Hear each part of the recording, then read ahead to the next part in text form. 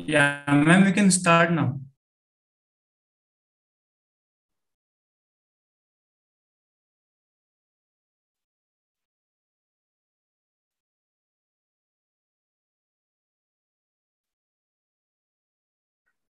Hello, everyone.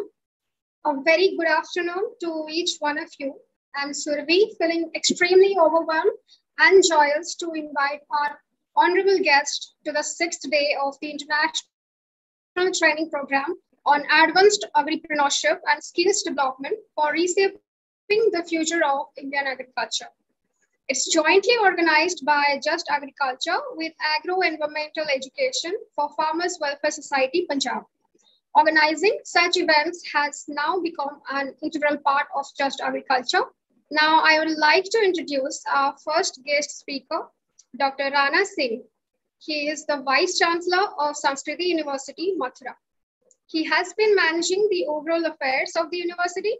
He has also contributed to the planning, implementation, and control in the capacity of professors in management with diverse knowledge about finance, e-commerce, strategic planning, and implementation. He has conducted MDPs and FDPs for working executives and faculty members. He has also participated in various national and international seminars and conferences. His specialties lies in finance, IT, strategic planning, institution building, corporate planning, and development.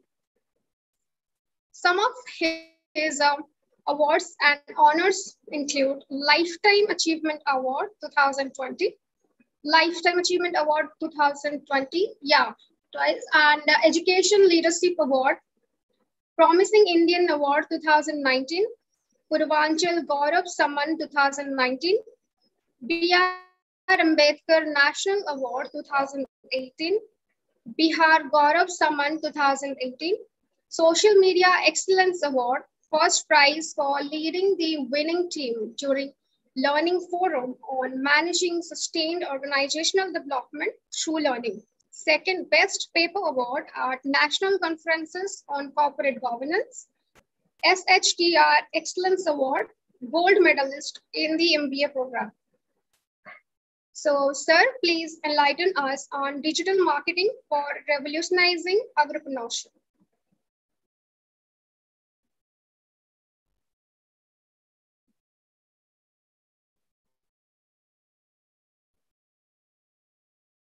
Hello, sir.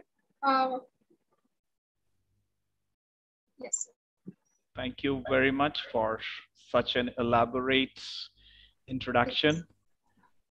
It's indeed a pleasure to be part of 15 days international online training on advances in agripreneurship and skill development for reshaping future of Indian agriculture, jointly organized by Just Agriculture, the magazine, and AEEFWS Society Punjab by virtual mode during August 1st to August 15th. It's really a very special exercise for conducting training program for 15 days at a stretch to transform the agripreneurs of the economy. And I'm sure it's going to help us and the agripreneurs in contributing towards the envisioned goals of our Honorable Prime Minister, who has envisioned to double the agricultural income of the farmers. So with these words, I will come straight to my presentation, and I hope I'll be able to share the presentation.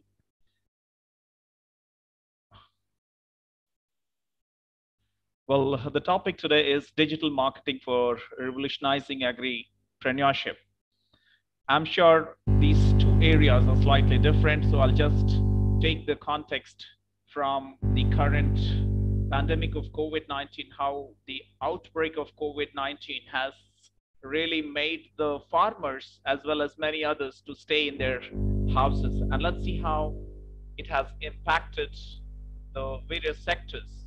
Well, IT has been impacted by 3%, finance by 4%, HR by 12%, supply chain by 16%, production by 27%, sales by 37%, and I'm sure agriculture is equally hit. So now the biggest challenge in front of us is to understand how we are going to focus on bringing about a change in the post-pandemic scenario as well as in the current pandemic scenario. So there are a lot of thought process coming from the agriculture sector. You know, the agri firms, they are saying that they are facing challenges and difficulties at toll plazas, police checkpoints, especially during the lockdown period. Now, there were a lot of perishable items which perished because they could not be transported. So now, the challenge in front of the agripreneurs is manifold in terms of first ensuring that their products reach the end customers at the right time for getting the right price. So digital marketing is an enabling tool, and it provides an ecosystem to us to help the agripreneurs get the money for their products. Now, so the traders are in trouble, the farmers are in trouble. So ultimately, how digital marketing is going to help is a million-dollar question. Now, let's understand. In COVID-19, we have the personal domain and the external domain. Now, we talk about the impact assessment. Well, the entire segment has been hit.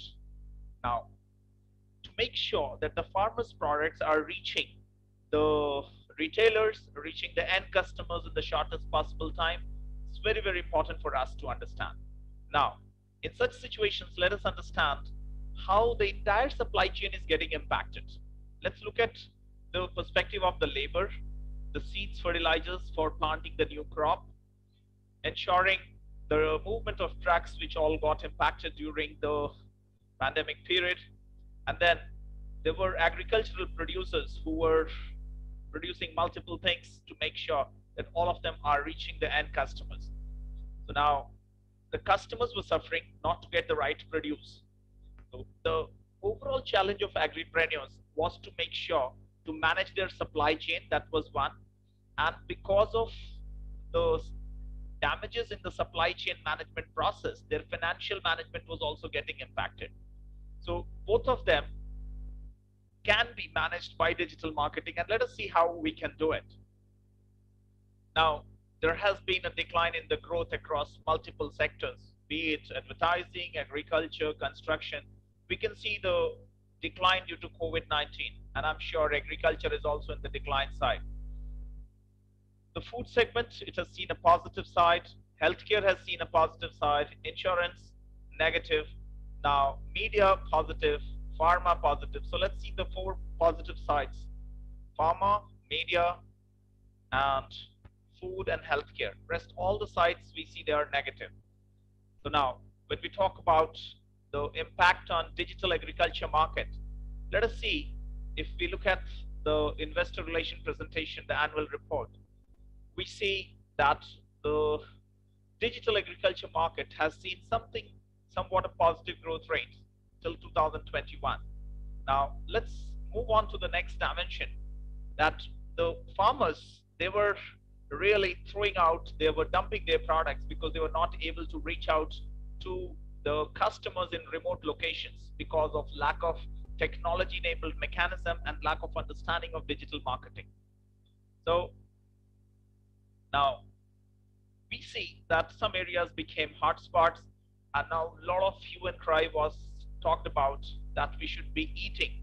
So for agripreneurs, it was an important job to tell them that the fruits and vegetables can be consumed after cleaning them, washing them, and there should be certain protocols which are to be followed and adhered to in the process of consuming the fruits and vegetables.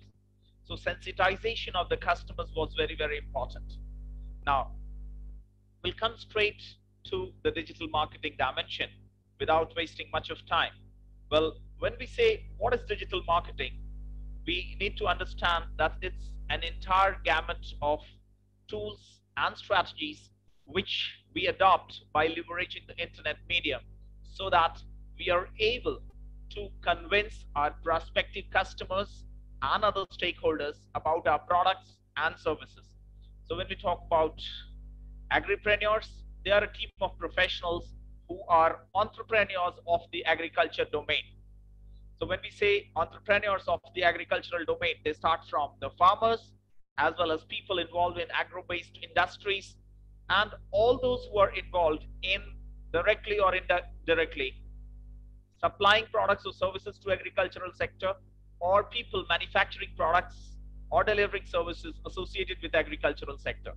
So now when we create our online strategy, an agripreneur has to understand how he or she can actually leverage the concepts of digital marketing in an agriculture venture. Now let's talk about the various online strategies. We have various social media platforms which are being used by the agriculture entrepreneurs, agri-entrepreneurs, or people who are in agro-business or any other related dimension. Please, sir, sorry to cut you. There is a voice issue. You're not Okay. audible clearly.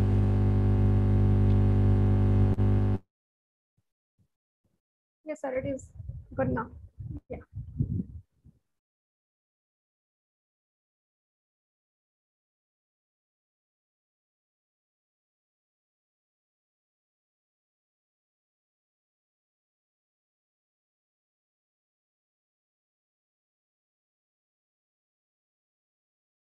Am I audible now? Hello? Am I audible now?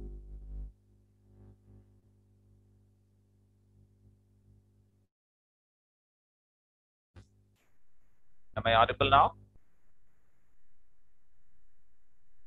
Hello? Yes, sir, it is clear now. It's clear Yes, now? Okay, yeah. perfect.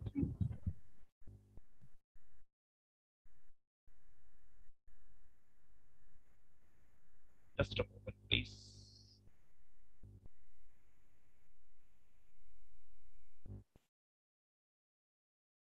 One moment.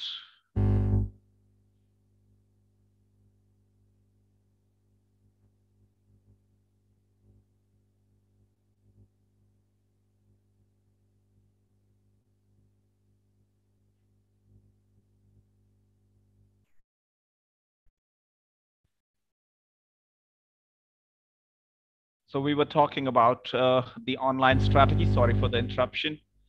So digital marketing is the sum total of multiple strategies which we adopt, and majorly we are using social media channels like Facebook marketing, Twitter marketing, Instagram marketing. Then we also talk about Pinterest marketing, Google marketing, LinkedIn marketing, YouTube marketing. So we have multiple ways and means how we are able to reach our end customers. Now we'll talk about them one by one. Let us have a look at this in terms of the various challenges which COVID-19 has offered to us. Well, there have been agri-food and manufacturing sector. Then there are related services and business processes. Now, we have been focusing on digitizing major content because sometimes it's difficult to transport the books during the pandemic situation. So it was important to digitize our content and to reach the common masses. More so, managing the waste was also very, very important. And apart from all this, focusing on accomplishing the various envisioned goals of SDG, what we call it as Sustainability Development Goals. So it was important for all the agripreneurs to understand what are the challenges and accordingly formulate their strategies by leveraging the digital marketing campaign. Now, we have multiple aspects of digital marketing and we'll touch them one by one and see how best we can go ahead. The first and the foremost thing is we talk about email marketing. So in case if we have the emails of the customers, especially when we are talking about export marketing or international marketing, international trade, we have the email IDs of multiple customers, international importers. There are multiple databases which we have. And if we wish to send them dedicated emails, so we have a lot of softwares using which we can send our emails to the end customers or to the B2B and B2C, business to business as well as business to customer. Now, MailChimp, MailChimp, MailChimp is one of the popular emailing softwares. We also have Rediff Mail Pro. So there are a host of softwares ultimately used in the process of email marketing. So email marketing is the process of customizing one single email and sending it to thousands and millions of customers in one single go. Now, the only challenge in front of agripreneurs and all other entrepreneurs is to focus on ensuring that the email which is going should not go in the spam box of the end user. So this is something which is very, very important. Now we talk about social media marketing. So social media marketing again has two components, paid marketing and unpaid marketing. So when we talk about paid marketing, it means whatever posts which we are making. So in case of social media, there are opportunities for the business houses, for the agripreneurs to make organized posts, and they can post it on their walls, whether it is Facebook or LinkedIn or Twitter or Instagram or Pinterest for that matter. And in case if they make creative videos, they can post it on Vimeo, they can post it on YouTube, and they can post it on their YouTube channel and ultimately send the link of the YouTube channel to their end customers. So it's very easy to reach to the customer. Sometimes earlier it was very challenging how to convince a customer, but in modern times we are adopting video marketing. We are making attractive videos of our products and services and the various advantages which we have about our own products and services to the end customer, and that helps a lot in terms of reaching out to the customers in the shortest possible time with maximum elaboration. Then we talk about content marketing. Content marketing is the process of writing all the features, advantages, and the specialities of our products and services, especially for the agripreneur. They can write it in content, and let us understand how content plays a very important role. You know, content drives traffic and traffic drives revenue. These are the two fundamental punchlines which we say content drives traffic and traffic drives revenue. Normally what happens, especially in the internet world, when we are searching for certain keywords, suppose I'm searching for manufacturer of agricultural equipments. Okay, so very recently we were trying to plant many trees. So to plant 5,000 trees in a day, we were planning to buy a machine which can dig a hole inside the ground. So I was searching for hole digger, HOLE digger, and then I came across multiple websites. So in internet world, we have always we reach relevant websites. So when I'm searching for agricultural equipments, I'll be able to find the manufacturers, suppliers, distributors, and sellers of agricultural equipments only. I will not be directed to a website of an academic institution teaching biotechnology. So content marketing is focused at maximizing, writing more and more content on our website as well as on various blog sites, so that we are able to invite traffic to our website, traffic to our social media links, as well as traffic to our product web pages, and we are in a position to convince our potential customers about the products and its services. So content marketing aims at writing more and more text on our web pages, on blogs, as well as on third-party sites where we can write the review about the products. So content marketing aims at maximizing the text content on the web pages of our own website as well as various third-party websites. And then we talk about search engine optimization. So search engine optimization, there are three words here, rather two words, search engine and optimization. So we all know Google is a search engine. Google is a search engine, and there are many such other search engines like Bing of Microsoft, and many others. So search engine optimization is the process of customizing our website in such a way that the search engines are able to find it with high degree of comfort and ease. So search engine optimization is a process by which the web designers, the web developers customize their websites in such a way so that the search engines are able to locate them and the users are able to find such websites, the relevant websites, when they are searching on the search engine. And there are multiple aspects of search engine optimization. We make sure that we write proper headers when we are designing the web page. We make sure that we are writing the header in a proper way. We write the meta tags in a proper way so that the search engine is able to locate the relative pages. And we know Google itself, it has 2 billion iterations which it uses for indexing the web pages of the websites on its search engine. So nobody can give a guarantee that, well, I can get you rank 1 on Google on a particular keyword. So most of the search engine optimizers, especially the web developers or web programmers, they talk about doing search engine optimization so that we get more of organic traffic on our website. So let us understand the difference between organic traffic and paid traffic. So organic traffic is those it's those traffic which is coming to our website without making a single penny payment to any of the search engines. So somebody is looking for, let's say, agribusiness products, okay, or somebody is looking for, let's say, manure, fertilizers. So it goes to XYZ Fertilizers Limited automatically. There are first 10 companies coming on Google. So when somebody clicks on those pages, it's a direct traffic coming to those websites. The company has not paid for it. By the virtue of the fact, by virtue of decent search engine optimization efforts, these 10 websites are coming in top 10 of Google and people are searching those websites.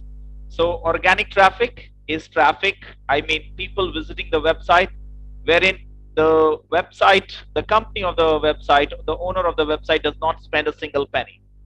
Whereas we talk about paid traffic, and paid traffic is on the left side, we can say it's PPC. PPC, anybody who can tell me the full form of PPC can write in the chat box. Let us make it more interactive.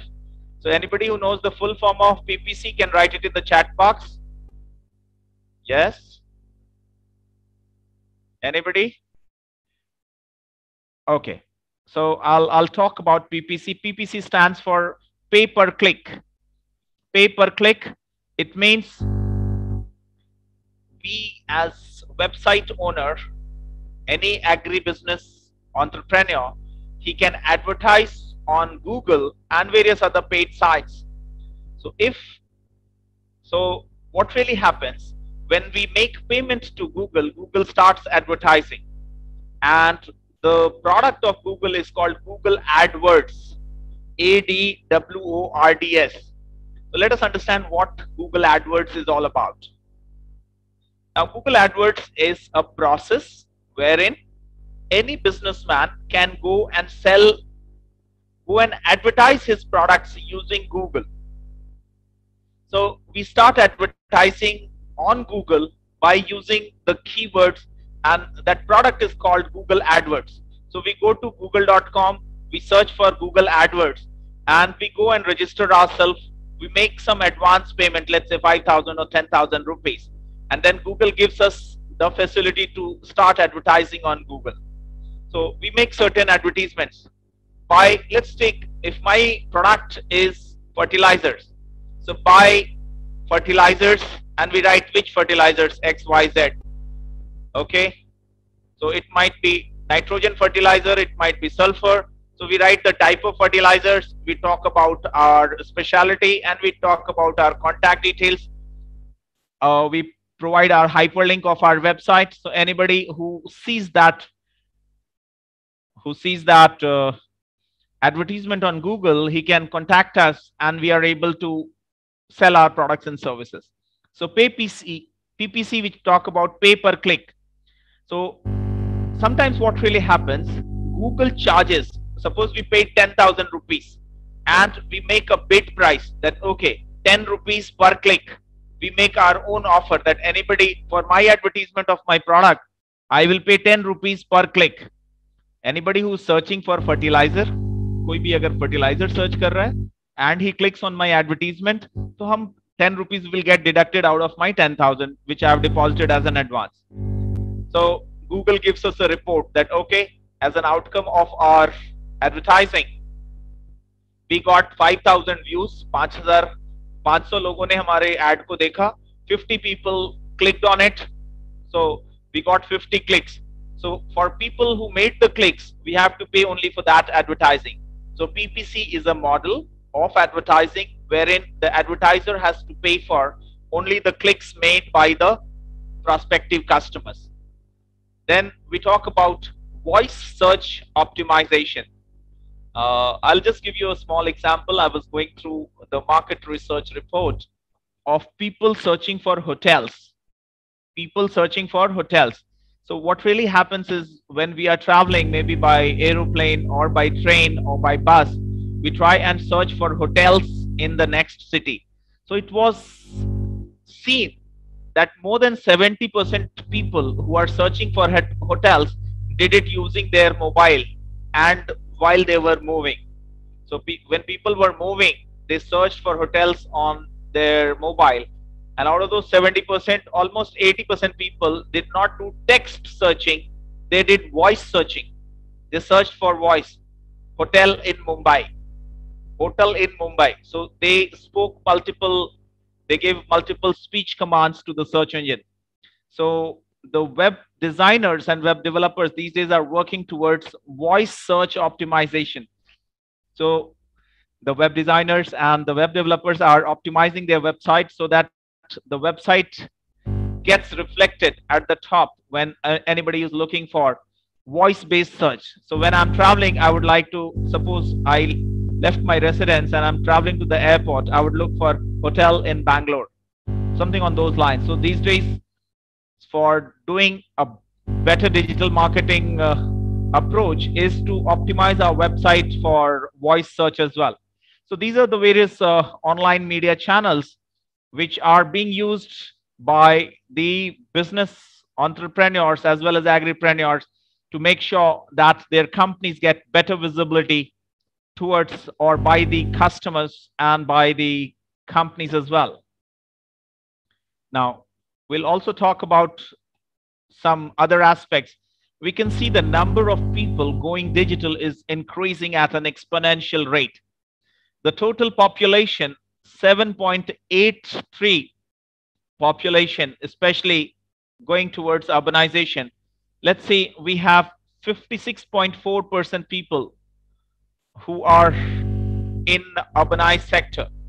Now, let us understand 5.2 billion people are having unique mobile phone users. So out of close to around 8 billion world population, almost 5.22 billion people are having unique mobile phones, and out of which 4.66 billion people are internet users, and out of which 4.2 billion people are active social media users.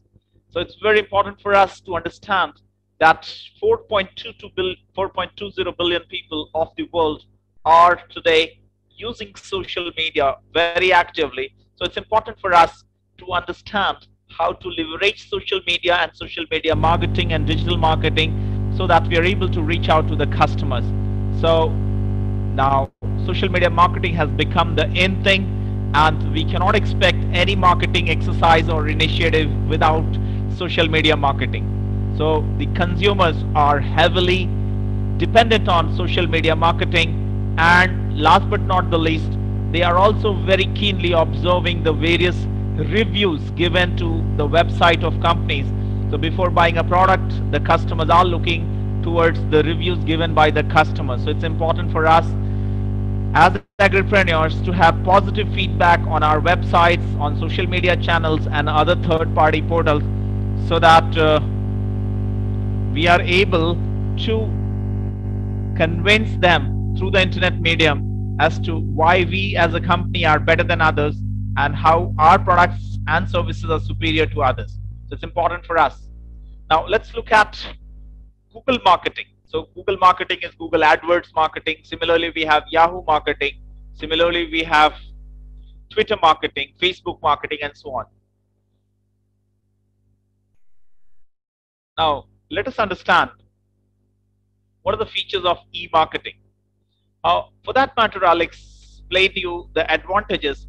In case of print media, well, in case of print media, hardly 1% to 2% people are the actual users or actual potential customers or consumers of the products for which we are advertising. Rest 95 to 98% people are not directly prospective user or customer. So the advantages of e-marketing or internet marketing is that it allows us, first of all, global marketing facility. We can advertise in all countries, in all segments, all sectors, all states and districts of all the countries of the world. So it is giving us global opportunity for marketing. It is relatively less expensive comparison to the print media or electronic media, and it makes marketing very, very easy for us. So it makes the process of marketing quite easier, and we give multiple advantages to the customers, the flexibility to buy anytime. In case of physical mode of selling, we have just 9 to 9. We can open the shop from morning 9 and we are required mandated to close it by 9 in the evening. But in case of internet media, the customers have the liberty to buy anytime and increases the choice of products, services and sellers. So there are a lot of people in the internet media and it gives wide variety of opportunities to the customers, and there's a lot of available information on the websites as well as on the internet. So it's helping the community, especially from the agricultural domain. You know, internet demand-based agricultural information through ICT. So there are a lot of new websites coming up which are providing, well, Government of India has been doing a great job by creating a dedicated electronic channel, I mean TV channel, Krishi Darshan, and there are a lot of other TV related, means agriculture related programs coming in various satellite channels. So that's very important for the farmers to know what are the good practices for cultivation, crop care, and in they also enable the farmers in forging relationships with potential buyers in order to provide better value for their produce. So we have a lot of e-commerce platforms wherein people can buy and sell at the best prices. Then it's also helping the farmers to access information on commodity prices, and it's also helping the customers to take positions, especially in the derivative segment. Well, it's important for us to understand that in the derivative segment, a lot of farmers, especially the intelligent farmers, are taking positions to hedge their risk. So risk hedging is now possible by leveraging the internet channels and by taking positions in the options and futures trading process. And the e-agriculture dimension, it provides information needs of various players in the agri value chain. So all the farmers and other stakeholders in the agricultural domain are able to focus on getting the right information at the right time with higher degree of accuracy and confirmation. And it's important for us to understand what we need to do and how e-marketing is better than the traditional marketing domain. Now, we also talk about the e-marketing wherein we have an interactive advertising possibility. And when we talk about advertising, interactive advertising possibility, the customer has the option to look at various products and services, and the customers and services, and we are able to focus on giving or showcasing the variety of products and services. And digital marketing is relatively far less expensive in comparison to other traditional marketing methods. And these days we are having e-commerce portals, as well as government has made an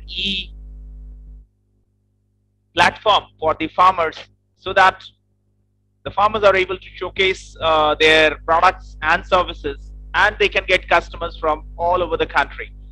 And this has been facilitated also by the new agriculture rules. The 3 laws of agriculture have really given a catalytic boost to the farmers in form of giving a nationwide marketplace. Earlier, they only used to go to the nearest mandis and sell their products and services. So now the e-agribusiness, especially in agriculture and horticulture and processed products, there's a lot of scope for agripreneurs. And we know that Indian mangoes, grapes, spices, etc., they are in large demand both in the domestic and international markets. So by using digital advertising and marketing techniques, our domestic farmers and agripreneurs are in a position to sell their products throughout the country as well as throughout the rest of the world by leveraging international marketing tools and techniques. Now, especially when we talk about the farmers, they are getting a lot of advantages by getting day-to-day and updated information about the agricultural markets in India and abroad, as well as throughout the country, how the market is responding to the various changes in the Indian market as well as in the international market. So when we talk about the digital marketing for agricultural sector, it's important for us to understand why the agripreneurs should be focusing more on online marketing practices. First, it is cheaper. Second, it can help them reach every nook and corner of the country and rest of the world. Third, it gives them a dynamically interactive mechanism to interact with customers online, offline, through chat, through phone, as well as, so it gives them a multi-channel interaction mechanism to the agripreneurs with their prospective customers, and they're able to showcase them their entire product range and the services range on a dynamic basis. So today, the digital marketing for agriculture, it has given them the opportunity to increase the visibility of their products and services and to generate business leads far more efficiently at lesser prices. So they are able to generate more and more leads by decreasing their expenditure. So now we are able to talk about the various features and facilities of the agripreneurs which they can do.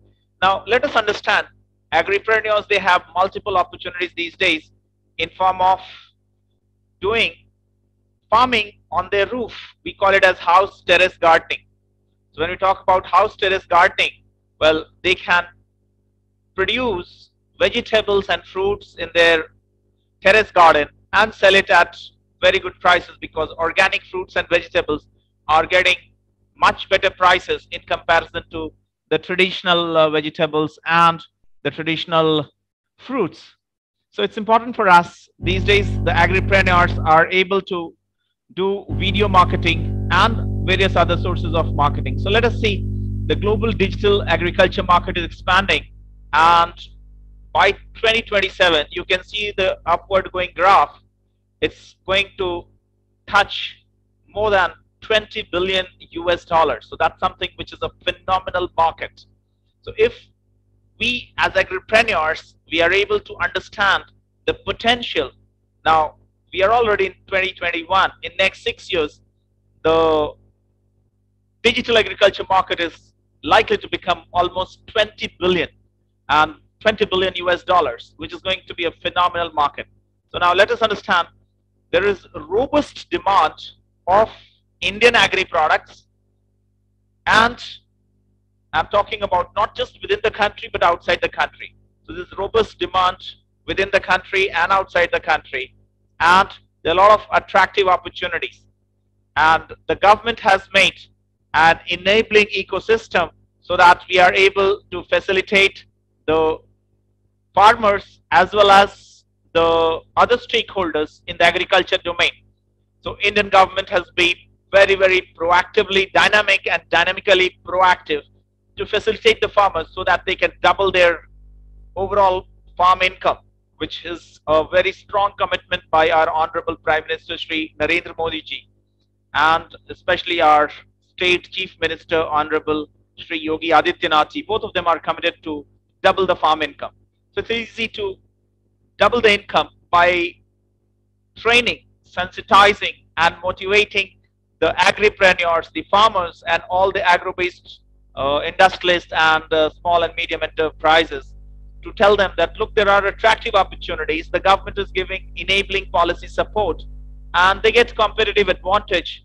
And let us understand, we have high proportion of agricultural land, diverse agroclimatic conditions. They are encouraging the farmers for cultivation of different crops in different seasons. Now the government is giving a lot of policy support. There are policy supports in form of Paramparagat Krishi Vikas Yojana of the government, which is helping the farmers in developing organic clusters and to make them available for chemical-free inputs to farmers. Government of India is already, I talked about it, is aiming to double the farmers' income by 2022. So we are hardly left with one and a half year ahead of us to double the income of the farmers. So we all know that the demand for agricultural inputs and allied services like warehousing, supply chain management, and cold storages is likely to be increasing at an increasing rate. So we know it that our farmers are likely to get a lot of advantages due to an enabling policy support. And then we have a lot of attractive opportunities because the supply chain management is getting improved at an exponential rate. So we know the online retailers, especially, we all know that online retailers, the farmers, they can join the various e-commerce portals and can list their products and services, especially the agripreneurs, which we talk about. Now, it's important to understand that what are the various key performance indicators in internet marketing. Now, key performance indicators may be in form of, first of all, when we are advertising, what has been the total number of views? What has been the total number of views of our advertisement? How many people have clicked our products to come to our website? How many of them actually filled our online form or bought our products or services and made their final payment using an internet payment gateway? So we need to understand that, yes, all the digital marketing strategies like search engine optimization and paid advertising, it gives us growth both in the B2B segment as well as in the B2C segment. B2B is business to business and B2C is business to customer. So we can directly approach the potential customers as well, or we can approach towards potential business houses as well. So let us understand how digital marketing could be a game changer for organic farm products marketing. When I say game changer, yes, the people who are involved into organic production of or cultivation of fruits and vegetables as well as organic crops, it's very important to position their products internationally so that we might have international buyers to buy the organic food, organic crops by paying hundreds and thousands of US dollars. Whereas in the country, we may not have many buyers to the same extent. So digital marketing can be a game changer for organic farm products marketing. And we all need to know that how, if we are able to learn the concepts of digital marketing, social media marketing, internet marketing, email marketing, content marketing, video marketing, and various other allied aspects, we would be in a position to position our products and services to the international customers and international business houses, which will enable us to generate revenue online and will be able to make a lot of money. Let us see the various processes. We have to focus on planning. Planning is one of the most important aspects, which in Hindi we call it as Niyojan. So we have to plan for internet marketing of our products. And when we are doing so, let us understand that we have to be focused at what is going to be our business development approach, who will be the company personality, who will be doing an interface with the buyers, who will be interacting online, who will be interacting over the phone, who will be responding to the mails. So we have to define all these strategies. We have to plan for all the strategies. We have to make our policies, especially if we are going for our online if we are getting into online selling, online marketing through an e-commerce portal, so when we are signing up with an e-commerce portal, all those policies are already made. But if we are making a website of our own, we have to take proper approval from the government, especially if we are selling the products online. And we have to make sure we define all our policies, especially the product refund policy, the cash refund policy, the transfer policy, how soon we will be delivering the product. So all these policies are to be defined. So the general policies, terms and conditions are to be defined. The refund policy, if someone wants to refund the product, that has to be defined. Our pricing policy has to be defined. And more so in case somebody is not at all satisfied with the product. So multiple policies are to be defined and so on. Then we come down to the execution, the creating dimension of our, rather we talk about implementation of our strategies. So we start doing creatives. We have a lot of softwares meant for doing graphic designing. We'll have to make graphic design for regarding our products. We put some images, we put some content, and we make specific images of specific size meant for Facebook, for Twitter. The size differs of all these social media channels.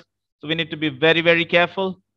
And there are some ready-made softwares which help us a lot. Even a layman can start doing graphic designing.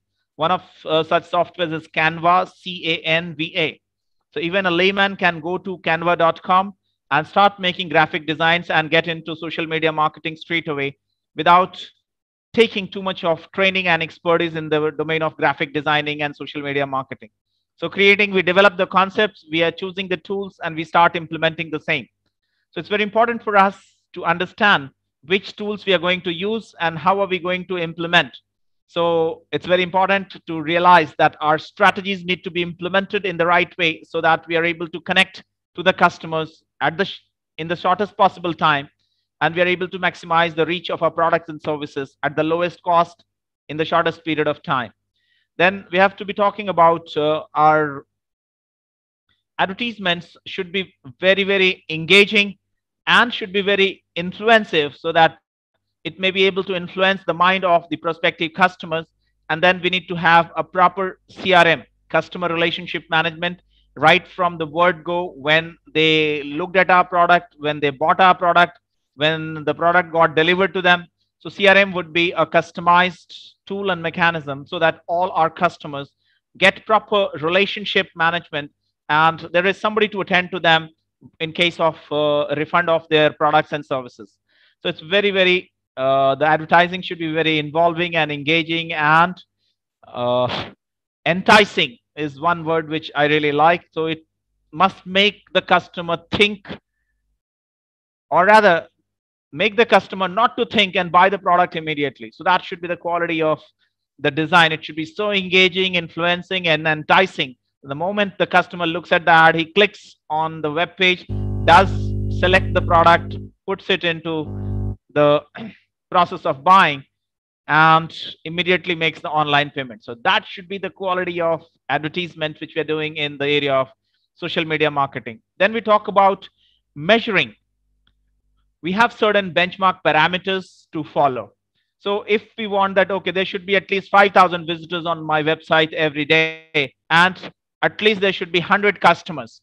So we make certain benchmarks for us, for our own company and for our own products. So let us take an example that I need to have at least 100 people doing online buying on my product. And I should have minimum 5,000 viewers who visit our website. They may not buy the products and services.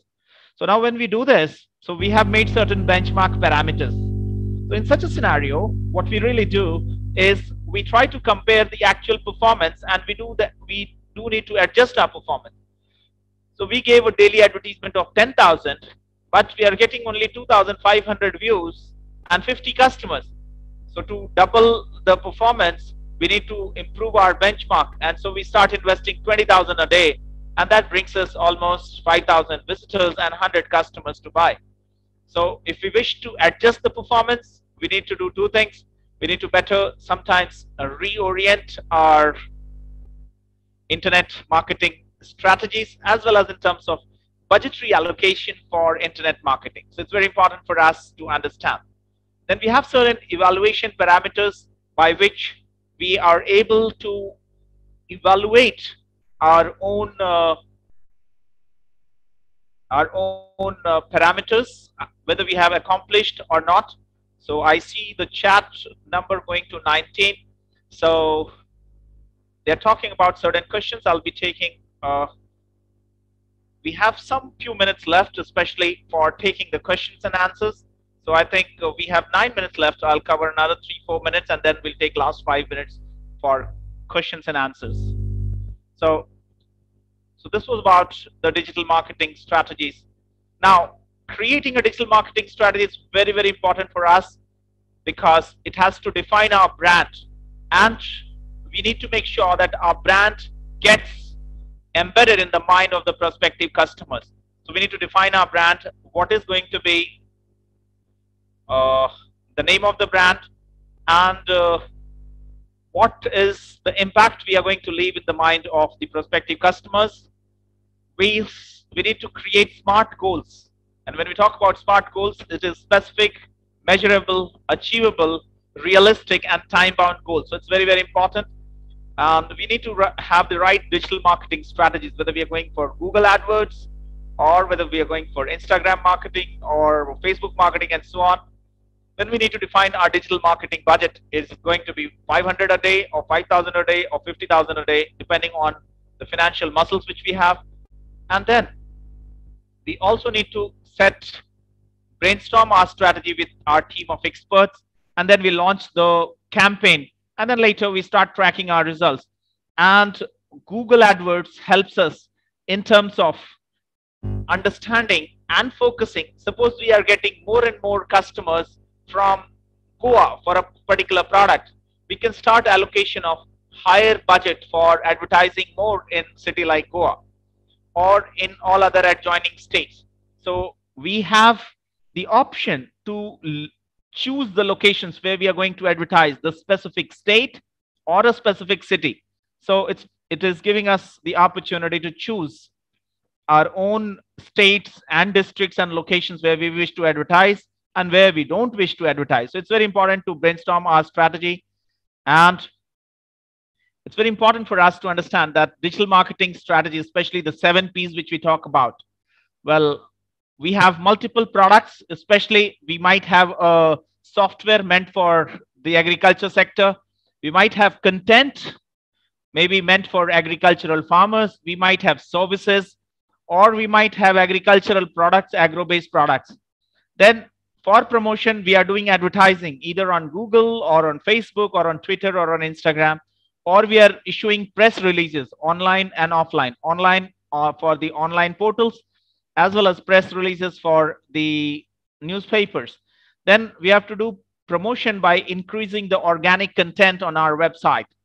So for online marketing, it's important for us to choose the right personnel with right qualities, competencies, passion, and orientation for digital marketing.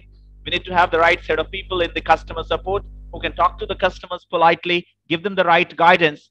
And we need to have social, especially the physical evidence by leveraging social media, brand design, and we need to engage. We need to have high level of engagement of the customers, and the processes, the analytics it gives, Google Analytics gives us the detailed analytics. We can implement Google Analytics.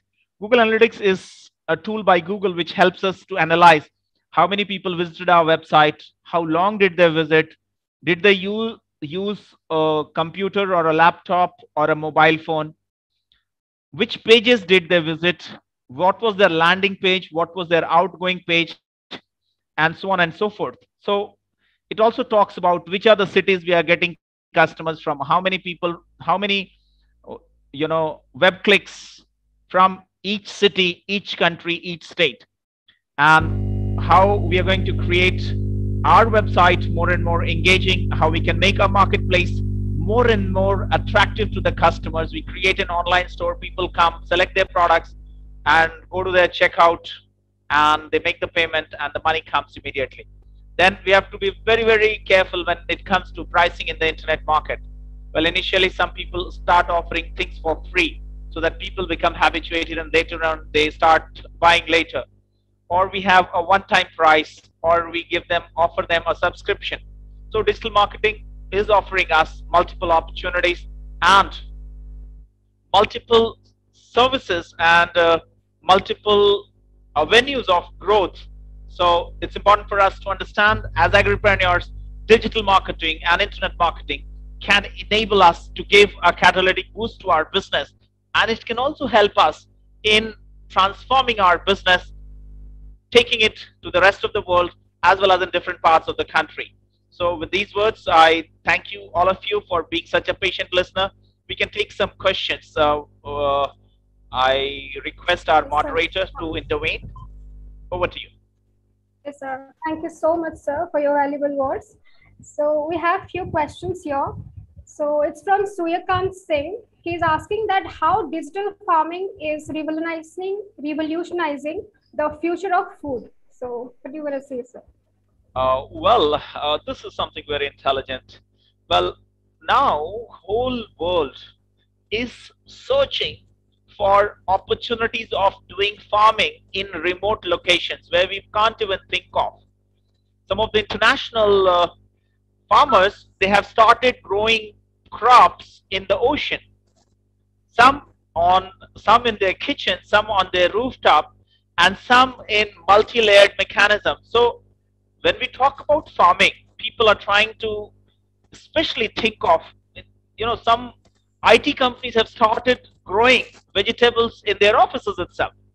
So there are two dimensions to it. One is digital farming, and other is marketing their farm products through the digital channel. So, well, I would suggest the young generation agriculture students to do research and development so that how we can maximize or rather optimize productivity by minimizing space and maximizing. Means gone are the days when we are only looking for maximizing productivity in the farmland. Now people are thinking of growing agri-related products not just in ocean but also in air by leveraging the humidity in the air.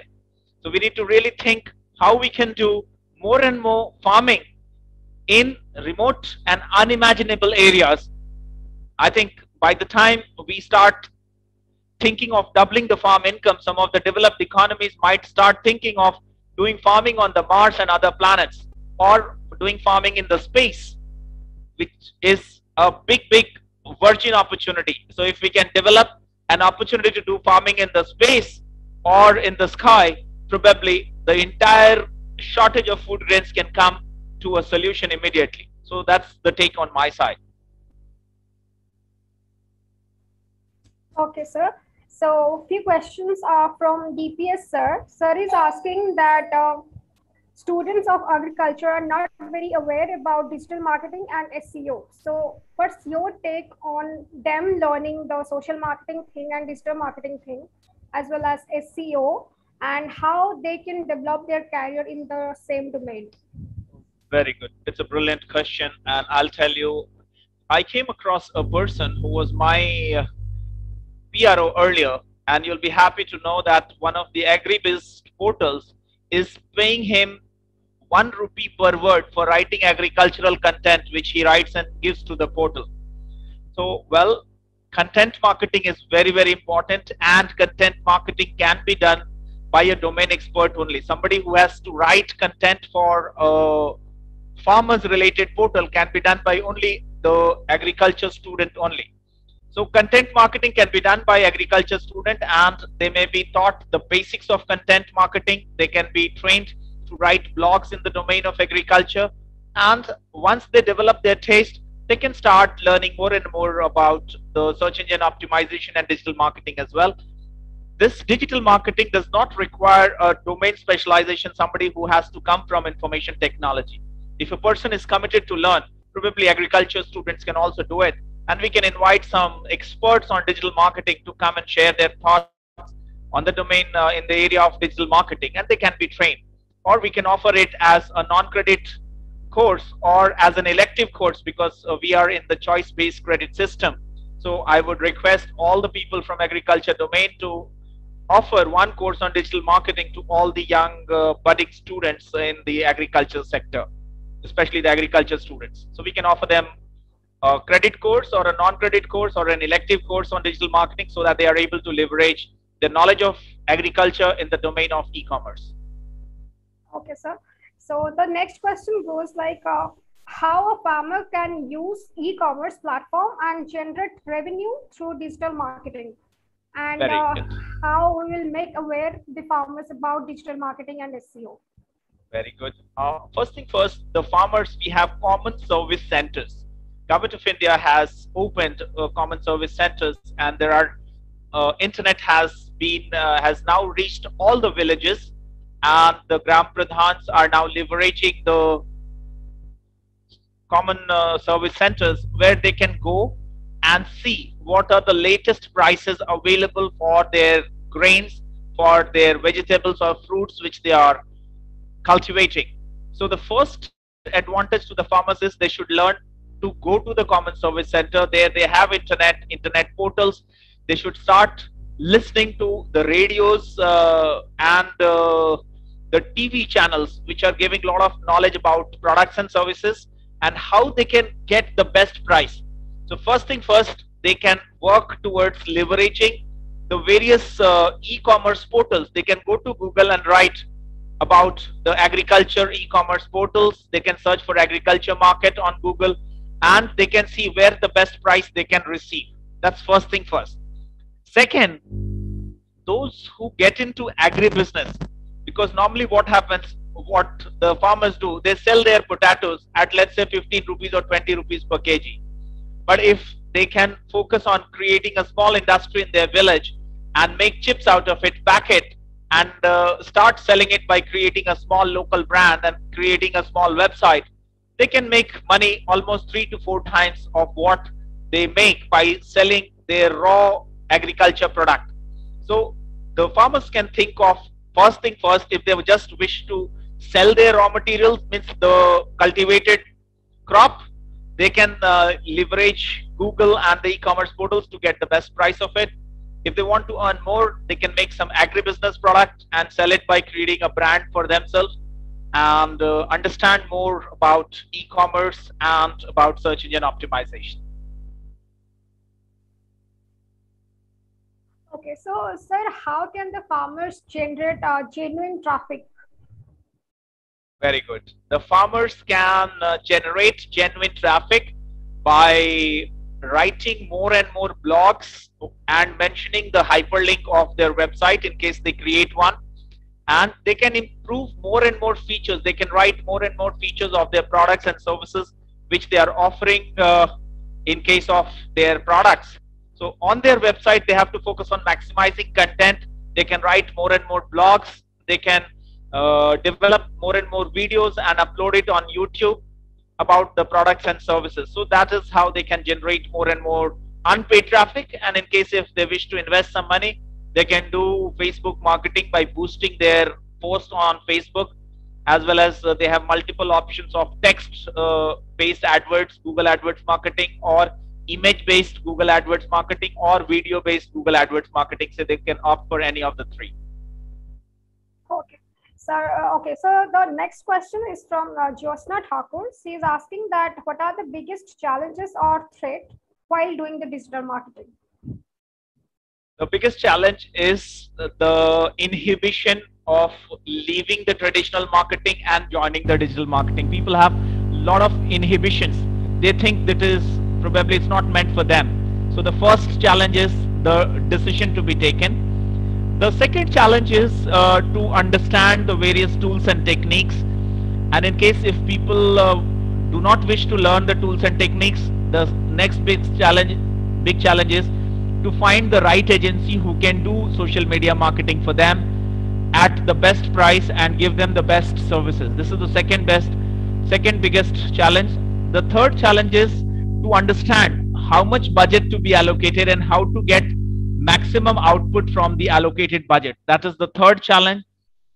Fourth challenge is to get a strong person, in a strong graphic designer who can create a very strong brand of the products and services.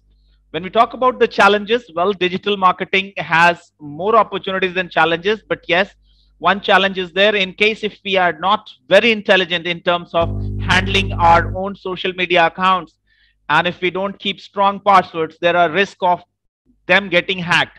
So there are some challenges pertaining to cyber security, the password getting hacked, some issues in terms of the internet payment gateway. If we are not playing very safely, somebody may hack the internet payment gateway and we lose out in terms of money.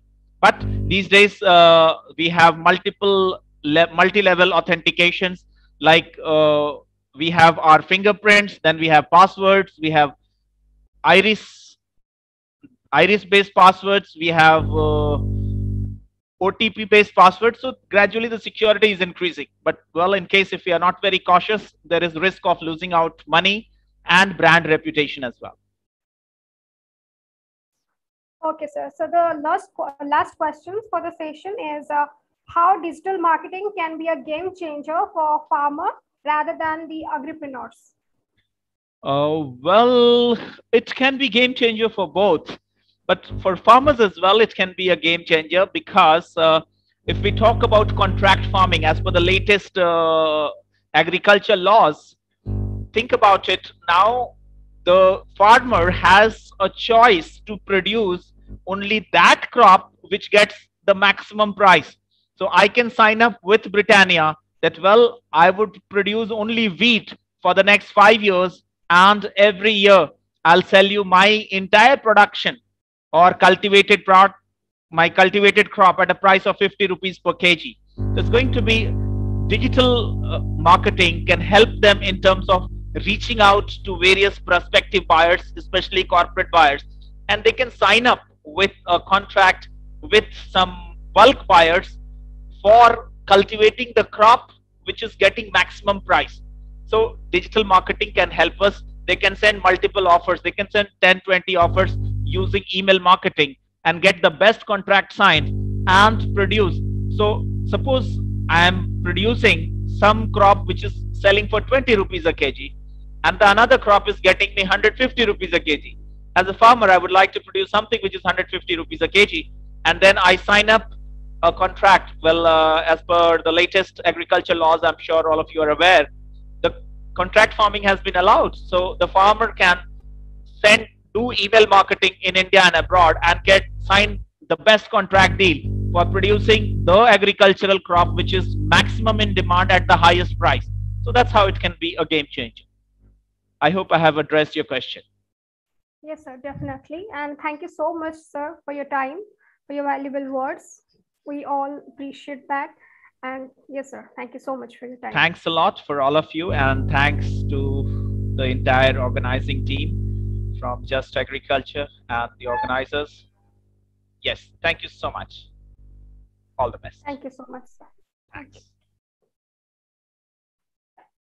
I'll just log out from here. Thanks. Yes, sir, sure. Thank you. Because I'm sure the next speakers are also lined up. Yes, sir. So just a moment. I'm not able to put it.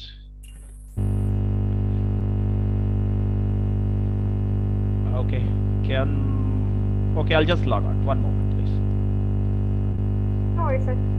Thank you. Yes. Thanks a lot, all of you. Have a wonderful day ahead. Thanks.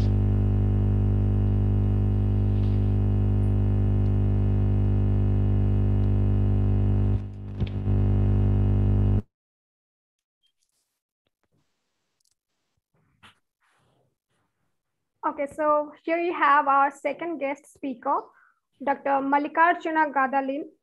He is the CEO of Plantigen Agrisolution, Hyderabad. His research achievements include that he has designed guide RNAs and development of CRISPR through gateway cloning. He has also developed cotton lines resistant to lepidopteran pest. He has developed blast-resistant breeding lines through marker-assisted selections. He has also developed groundnut and rice lines tolerant to abiotic stress through genetic engineering. He has also specialized in the standardizations of rice, cotton, green gram, and groundnut transformation protocol. Also, standardize a transformation protocol for expressions of GFP and oxidative stress genes. So, sir, please enlighten us something on introduction to CRISPR, Cas9 genome editing approach and applications. Over to you, sir. Thank you so much for a brief introduction. Is it audible to you? Yes, sir. Clearly. Okay, thank you. Thank you. Thank you very much for all organizers for inviting me as a guest speaker for talking on genome editing. Particularly, I would like to thank Dr. Badwal and also Sandeep Sharma. So today we'll be talking about this.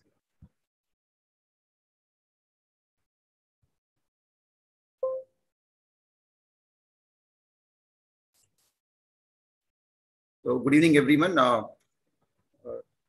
Today we will discuss about introduction to CRISPR-Cas technology. This is a genome editing technology. Currently, many people are using for developing crop resistance or improving nutrient use efficiency, something like that. And even it is being used in animal sciences and healthcare technology, development also.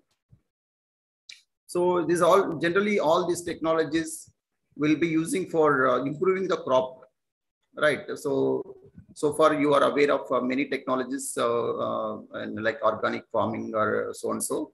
So today we will talk a little molecular biology related approach using different tools like genome editing. So we know that conventional breeding, the important traits which are the resistant traits will introgress into the susceptible varieties. Okay, this is a general this is a regular practice by different scientists and agriculture people, agriculture scientists. Okay, then mutation breeding. This also this is a little tedious job, because. Okay, sir. Yeah. Okay, sir. Sorry to cut you. Could you please share your screen to everyone? You didn't. Okay.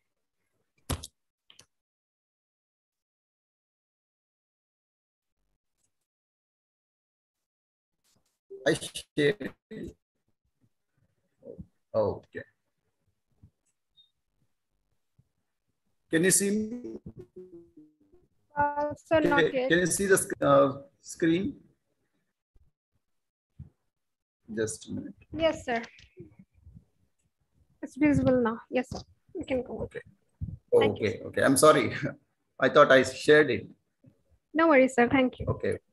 Okay. Okay. Okay. Fine. So there are different technologies like a conventional breeding, mutation breeding. So mutation breeding means like with a chemical mutagenesis and or radiations for inducing mutations in the plants for getting valuable traits. Okay. Then another technologies are transgenic technologies. So in case of transgenic technology, there are many issues like regulations and other issues. And also consumer acceptance is a little dilemma in this case. So now recently, so genome editing came up. We can call it as a non-GMO approach. It's an alternative to breeding technology. So it's a very precise and you can edit a particular site of interest where maybe it is any gene or any intronic region, wherever it is. But we can exactly design guide RNAs and edit a particular region. Okay, it is a kind of alternate breeding. Okay. So actually, in case of genome editing, there are different technologies, including zinc finger nucleases, ZFNs, and TALENs, transcription activator like effector nucleases. So these two techniques are very expensive and little tedious because in this case we have to use proteins as a nucleases. Okay, but in case of CRISPR-Cas, it's a recent one and also very innovative technology. It's a easily doable approach.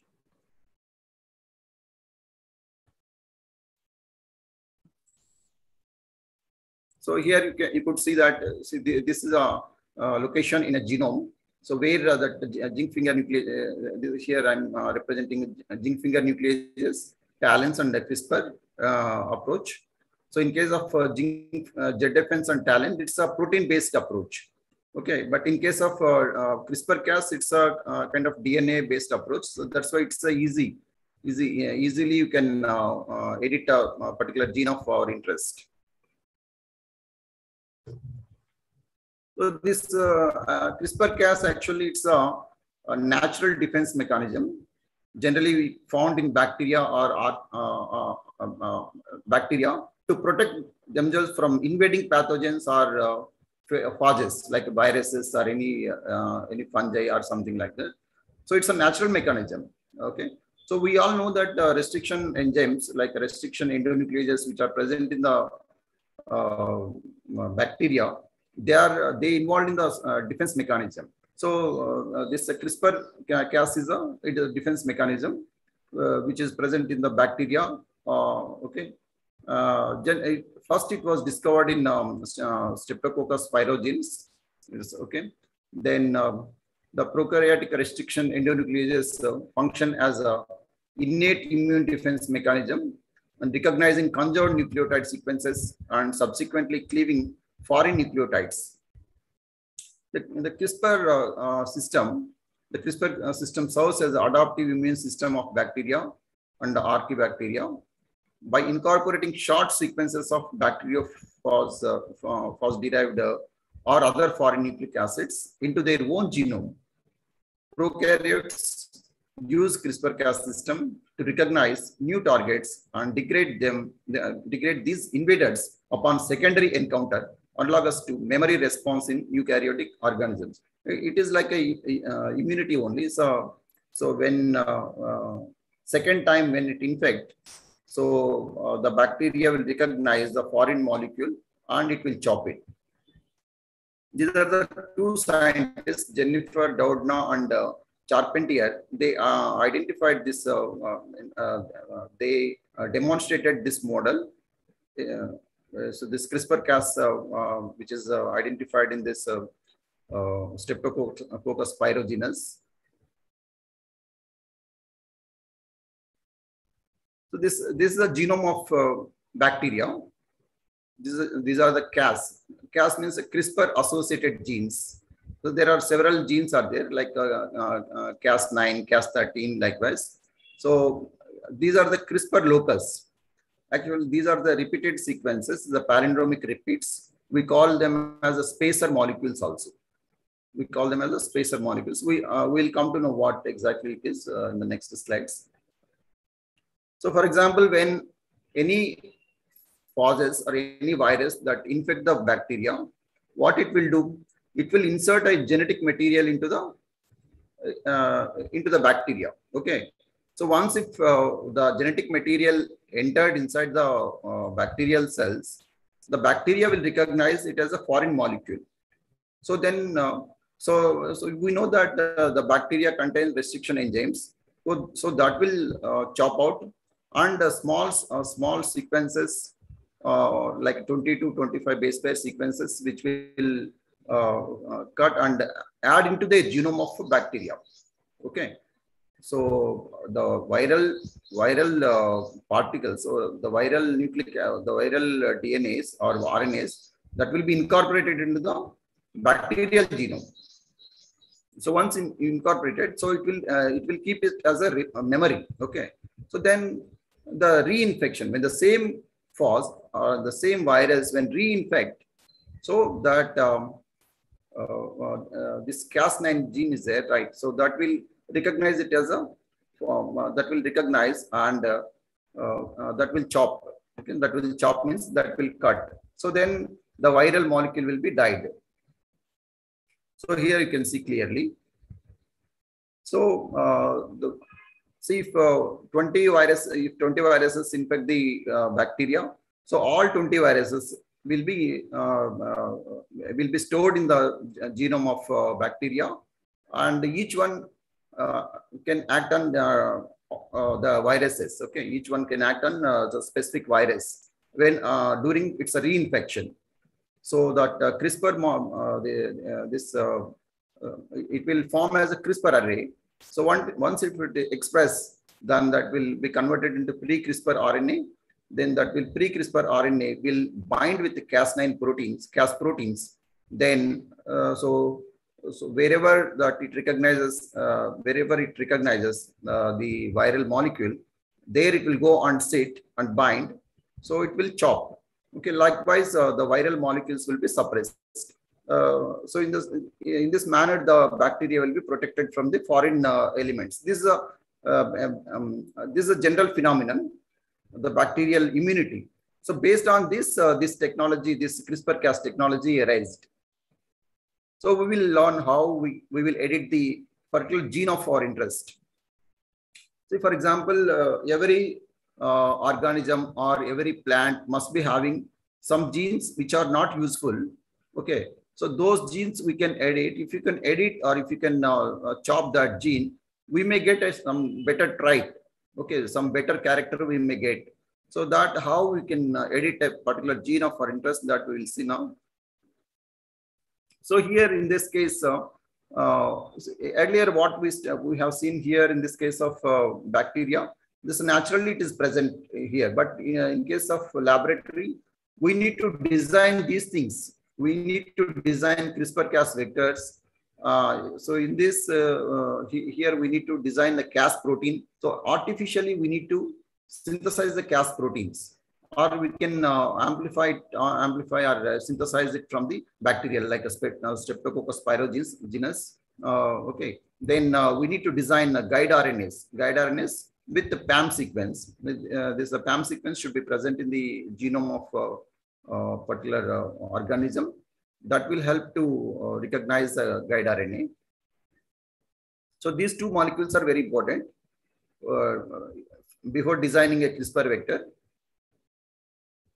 Then identify the target gene to be edited in a plant. For example, in plants, we know that many susceptible genes or negative regulatory genes are there. So these susceptible genes generally will help to interact with the pathogens. So what we can do, we can cut the interaction between the pathogens. So for that, we can, if you can identify such particular susceptible genes or negative regulating genes, so that will be very useful. Okay. So first, initially, we need to identify the target gene in a plant. So once if you design once if you identify a target gene, so in the target gene, we will design 20 base pair guide RNA sequence. Just 20 base pairs we need. Okay, that is enough, which is exactly homologous to gene of our interest. There are different softwares available in the websites like CRISPR Plant, CRISPR-I, AdGene, CRISPR Direct. These softwares can be used for identifying or designing the best guide RNAs. Okay, the guide RNA should contain NGG. N means any nucleotide like CGG, AGG, like that. NGG should be there. Okay. Then we need to design U6 and U6 or U3 promoters. So they are non-translatable promoters. These promoters can control the transcription by RNA polymerase 3, which is responsible for synthesis of non-coding RNAs. Then validate these guide RNA sequences for minimizing the off targets.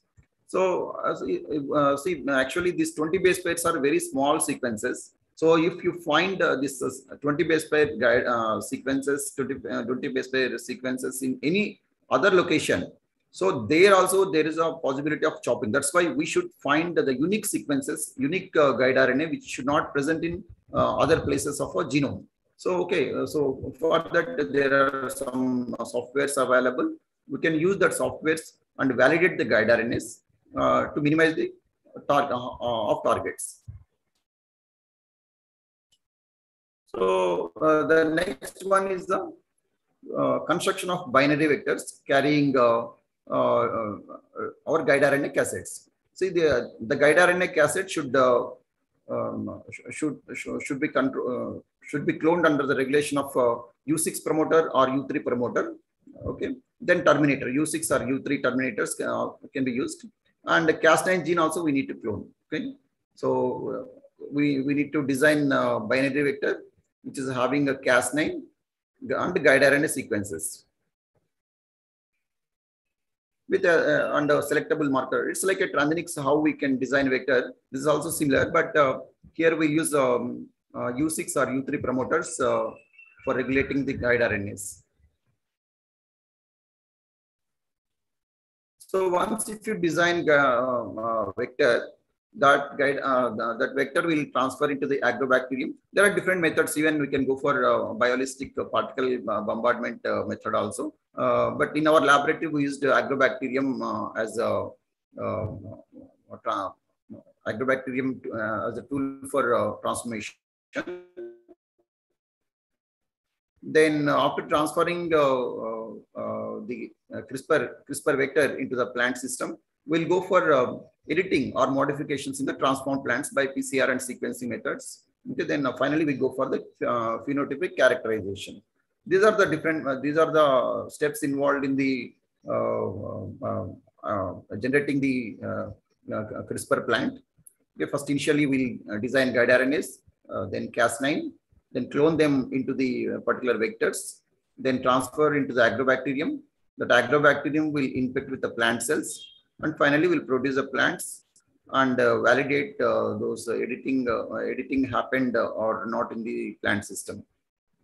Finally, we'll go for the phenotypic characterizations.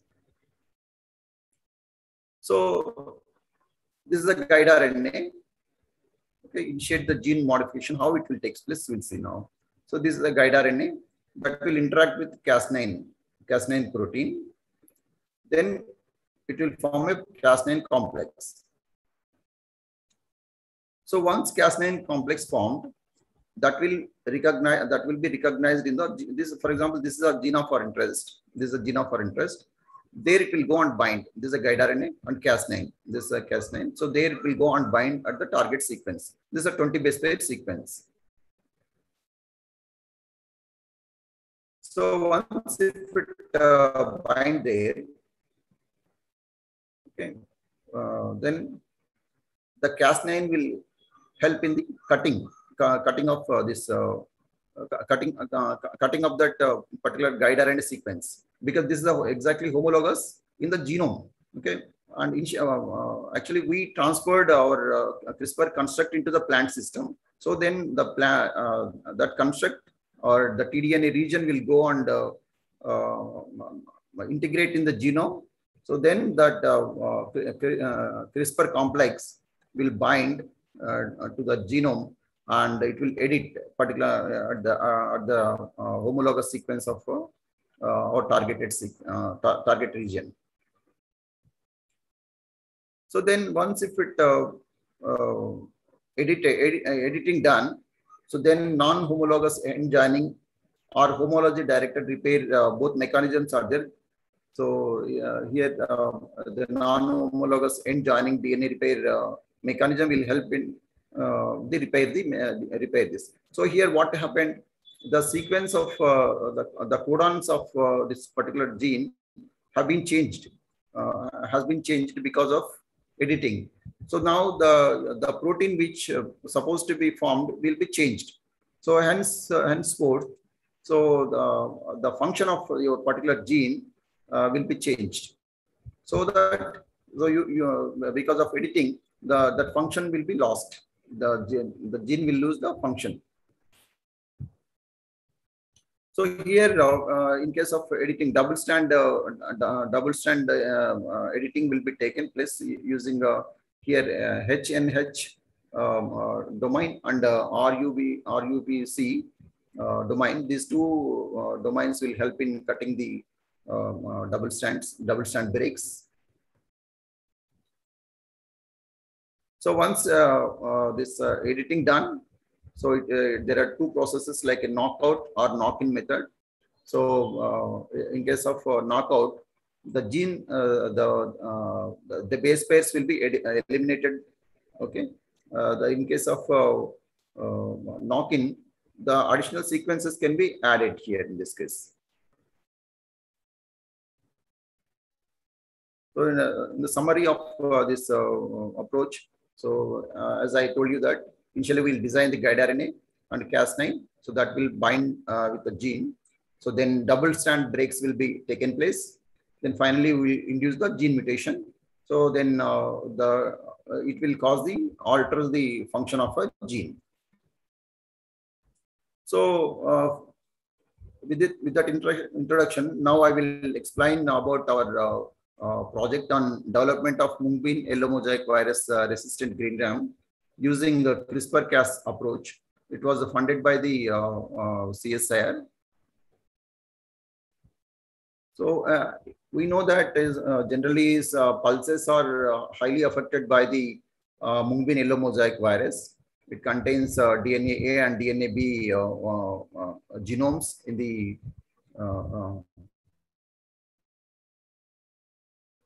the virus.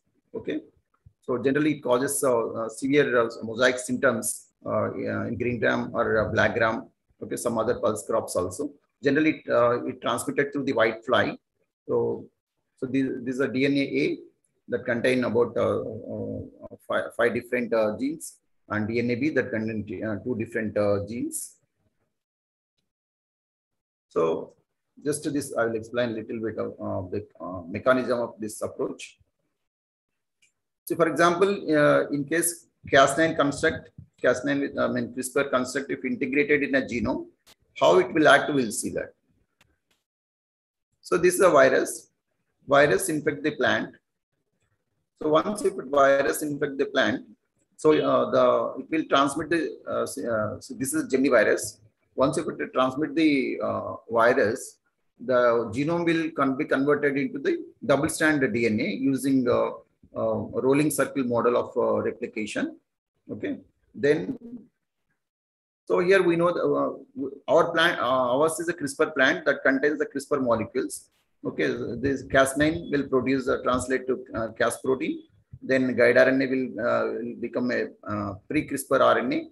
So this Cas9 and guide RNA will make a complex CRISPR RNA with the Cas9 complex will be formed. So these this guide RNA actually we designed based on this sequence of this virus, based on the sequence of this virus. So guide RNA 1 here and guide RNA 2 is here, exactly homologous to this sequence. So next, so the here it contains the homologous sequence of this guide RNA, and 2 contains the PAM sequence. That means the protospacer associated motif that will invite this complex.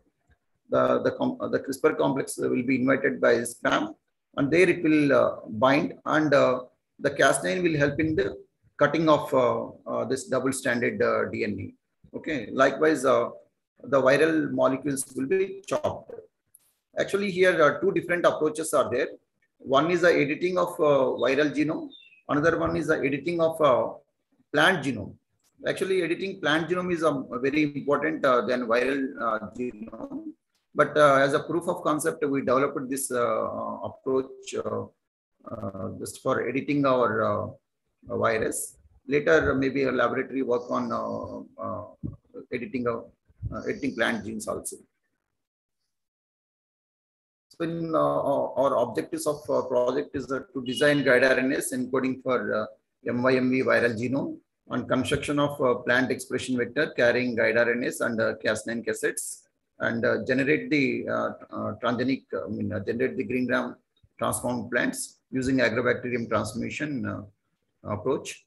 Then molecular conformation of green gram plants, bioassay and phenotypic evaluation of transformed green gram plants to assess their efficacy against MYMV virus. So this is a DNA MYMV genome. So we designed 2 guide RNAs at rep protein, and another one is on code protein. Okay. So those 2 guide RNAs we cloned in the PMDC vector with the Cas9 also. Cas9, then guide RNA 1, guide RNA 2, and kanamycin as a selectable marker we used in this study. So after cloning, we confirmed it using PCR. So here we can find, we could see the amplification of those fragments, the guide RNAs and also Cas9. So green gram, initially we germinated the green gram seeds on the nutrient media, then infected with agrobacterium that contains the CRISPR construct. Then further we germinated, we grown them in the kanamycin selection media. So wherever this CRISPR TDN region entered into the plants, those plants only survived. So we could see the green shoots here in these plants. Some shoots and plantlets were died here. Okay, those green plantlets were transferred into the next root-inducing media, and finally we transferred them into the glass house for further hardening and also collection of seeds. So whether this CRISPR construct whether transformed into the plant, that we analyzed by using PCR. This is a guide RNA 1. Okay, about 12 plants we got. Out of 12 plants, 6 plants were showing a positive for all genes. This is a guide RNA 1, guide RNA 2, then Cas9, and NPT2 gene amplification. These are the four fragments which are present in this construct. All are present in the 6 plants. So again, what we did, really it's transformed with our CRISPR construct or not, that we analyzed by eluting these fragments and sent for sequencing. So after getting the sequence, we observed that the sequences were exactly matching with the sequencing data. Then after that, we have done the dot blot assay for detecting the guide RNAs in the transformed plants. So here we used about 5 plants. So in all 5 plants, so control nothing is there. But in case of transformed plants, we could see the we could see the blue precipitation in 5 plants. Here low intensity is there, but these 3 plants are showing good intensity. So then here this 6th plant we used for further analysis. So here what we did, so we generated the T2 plants. Okay, we generated T2 generation plants, and we evaluated using agroinfiltration method. Agroinfiltration means we cloned the MYME genome into the we cloned MYME genome and transferred it into the agrobacterium. Those agrobacterium clone we infiltrated into the plants of green gram. These are control plants, and these are the transformed plants. In case of control, we could see the severe symptoms, but in case of transformed plants, we could see minimal symptoms. Plant 1 and plant 4, we could see the minimum symptoms, but in case of remaining all plants, we could not see any symptoms. Okay. So these plants further we evaluated for different techniques, and then again we did quantitative real-time assay, quantitative real-time PCR, and also quantitative PCR assay for evaluating the transcripts, for checking the transcripts of this viral genome and Cas9. So here we can see this. So here the symptoms are minimal in case of 2nd, 3rd, and 5th, 6th, and 7th plants. Similarly, here also we could see minimal bands. Band pattern is a very less, but whereas in control infected plants are very high. So that means the CRISPR construct is working, and it is editing the viral genome. So if viral genome edits, so then the viral symptom severity will be reduced.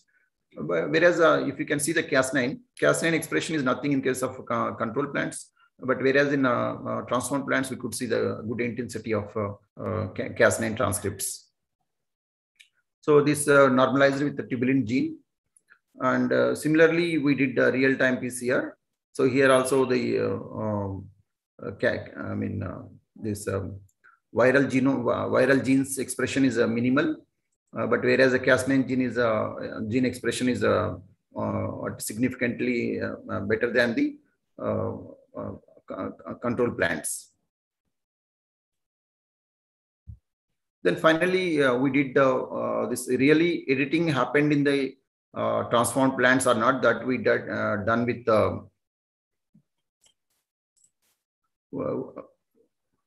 we have done with the T7E1 assay. So using that assay, we can assess, you can validate whether our plant contain the edited regions or not. So exactly we can find here.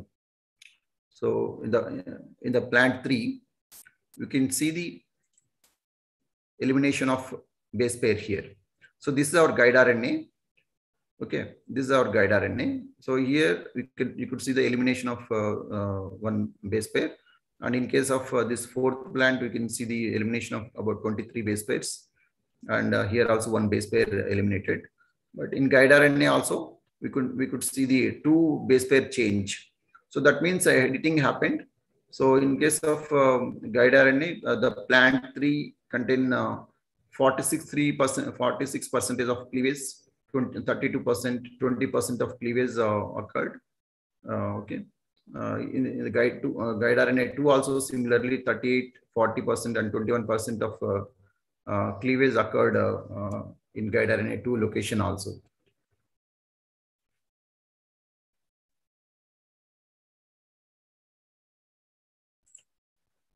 So this is a chromatogram of the guide RNA. So see, when we get a sequence, we got this results like this. So the same thing I'm representing here. This sequences I'm showing in the chromatogram like this. The guide RNA 1 deletions and guide RNA 2 deletions we could see here. So likewise, we recently developed this. This project was terminated, and we submitted this paper also. It's under communication. Similarly, several scientists are working on genome editing for improving for trait improvement. Some people are working on development of broad virus resistance in cucumber. Okay, but they're targeting elongation factors. Okay, once if you target the elongation factor, once if you edit the elongation factors, so the virus cannot get an opportunity, do not get an opportunity to infect the cucumber. So then some people are working on paper. Then there are several genes are there. So first, initially we need to identify a particular gene, then we can work on that. So Wang group, they developed a rice plants which are resistant to blast using this CRISPR. They targeted the ethylene responsive factor for developing blast resistance. And in the year 2016, USA, the scientists were developed Yuan Ang, a plant pathologist at Pennsylvania State University. They chopped the polyphenol oxidase, PPO. Okay. So editing, because after editing, that browning of actually this polyphenol oxidase induced the browning of mushrooms. So when you cut that, when you edit that gene polyphenol oxidase, browning has been reduced about 30%. Okay. Likewise, the mushrooms also developed in USA. So actually, advantage of this genome editing technology is that we need not to go for regulations. Regulation is a major issue. So in India also, the people are still framing that rules and regulations, how we can bypass or how, whether it is a regulation, it is to be regulated or not. Still work is going on. So in US, the CRISPR-edited organisms, it can be bypassed. Okay. So the major applications using this technology, genome editing can be effectively induce target mutations in plant genomes. Mutations are heritable through the generations. Multiple genes can be targeted for creating multiple mutations to tackle multiple issues. Okay, CRISPR offers an easy, exact way to alter genes to drive improvement, such as disease resistance, nutrition use efficiency, and drought tolerance, etc. Thank you for your patience listening. Thank you so much.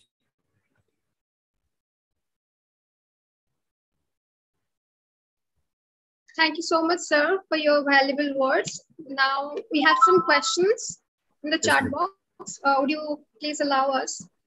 Okay, so the first question is, what type of challenges you faced while introducing genome editing varieties at ground level to farmers? It is from Anjali Dilip Giri. So. Yeah. See, majorly, cloning is sometimes we'll face some difficulties. Okay, cloning, identifying a particular gene is a very important.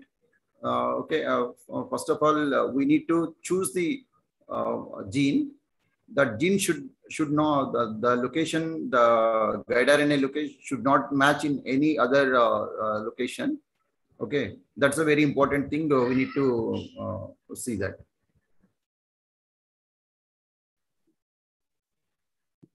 Okay, sir, the next question is, what is your vision for the future of this technology? Where will we be in a few years from technological point of view? Where could we realistically see its applications? And how will the public discourse evolve? Yeah, it's a very good question. Actually, everyone has to think about it. Actually, technology is a good technology. So even transgenic technology also good, but public acceptance is a dilemma. So see, particularly in case of US, people are accepting, and but in case of India, it's still the people are not accepting this.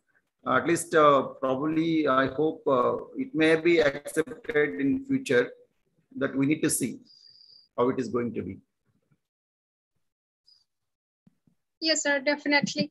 Yeah. Okay, so the next question is, what are the challenges in the commercialization of applications developed through CRISPR? And what about the applications of this technology in medicine? Yeah, very good question. Actually, in medicine, there is a lot of advances are going, particularly in USA. The people developed CRISPR tools against the HIV. Actually, I didn't cover that. Very good advances are developed against the HIV and some cancers also. And even this molecular dystrophy and also the scientists have developed some tools for tools using this CRISPR technology. There is more advantage in medicine than the plant system, because in case of medicine or in health sciences, it has been very well defined. Yeah. Yes, sir. Yeah. Okay, so the next question is from Josna Thakur. She is asking, will these CRISPR gene plants resistant to mosaic or any virus after some time? Because many of genetic varieties after some time resistant to that disease. Yeah. It is a possible action, but in case of CRISPR, in our case, actually, we targeted viral genome. This is not exactly a good approach. We need to target the host genome. Okay, if you can target the host genome, so that will be heritable. So then once if it heritable, the virus cannot pick the exact the gene for interaction in the further generations. Okay.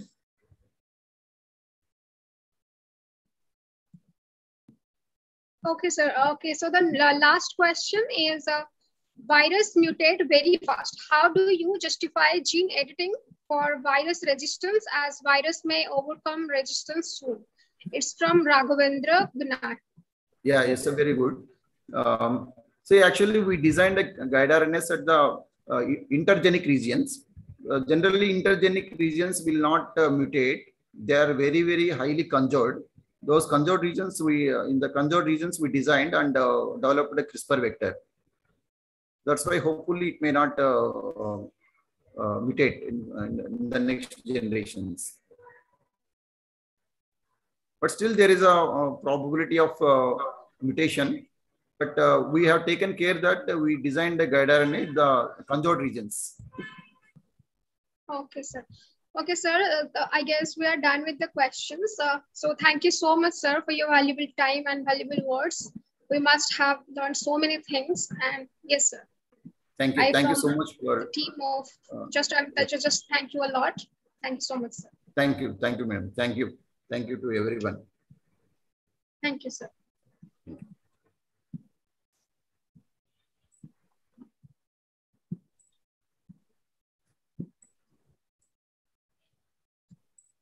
So our third guest speaker is not here. So now I'd like to tell something about the Agro-Environmental Education and Farmers Welfare Society, because it is jointly ventured with Just Agriculture. So it's India's numero uno society for agriculture professionals. The primary focus is to promote agricultural ideas, education, and to create an ecosystem that nurtures innovation and entrepreneurship to transform the lives of the agricultural youth of India. So here they support the agripreneurs through their skills development programs. The primary mission is to develop the agri-entrepreneurial ecosystem within the youth of India. Also, Just Agriculture e-magazine, we must all have known about Just Agriculture. So it's a e-magazine. It's a open access where peer have reviewed e-magazine, which was launched on September 5th, 2020. The magazine provides a platform to all the scientists, researchers, scholars, and students to share their ideas about the latest innovative topics. So the aim of Just Agriculture e-magazine is to publish about the latest innovations and upcoming experimental technologies, which can be adopted globally in the field of agriculture and allied sciences. We believe that through our e-magazine, disseminating scientific information and latest findings among the scientific community related to agriculture and allied sciences all over the globe will become much easier.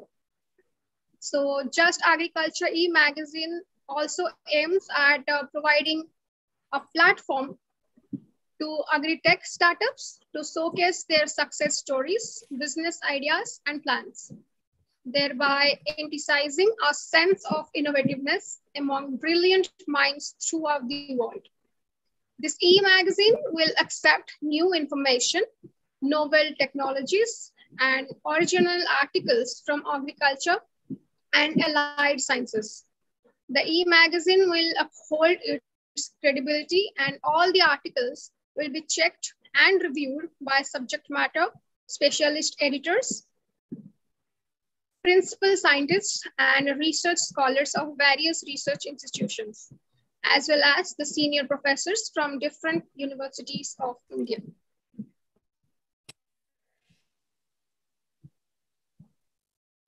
So I guess, yes, our third speaker is here. So, hello, sir. Hello. Good evening to everyone. Good evening, sir. So our third guest speaker is Mr. Karan Bhatia. He is the CEO of Hello 9X and World Peasant Care Africa. The phrase "Jack of all trades and master of none" saw itself bowing down in front of our co-founders, CEO and CTO Karan Bhatia, who is the human version of the broad spectrum. Who thought a college dropout will prove its credit by being a first-generation entrepreneur. He has tried his hands on his family legacy of exports, raw leather trading, and leather waste management. Without any doubt, his all ventures are a true success. His unique vision redefined the potential of the global agricultural sector, and he challenged conventional wisdom in several areas. He holds intellectual knowledge on how to run a business, supply chain management, and its implementations makes his personality more dynamic. The philosophy he follows is short, simple, and succinct. Learn, educate, help, and grow.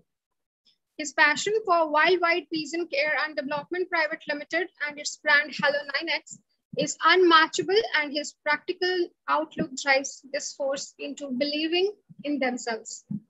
A philanthropist by nature, Karan believes that it is not about the money, it's about using whatever resources you have at your fingertips and applying them to improving the world.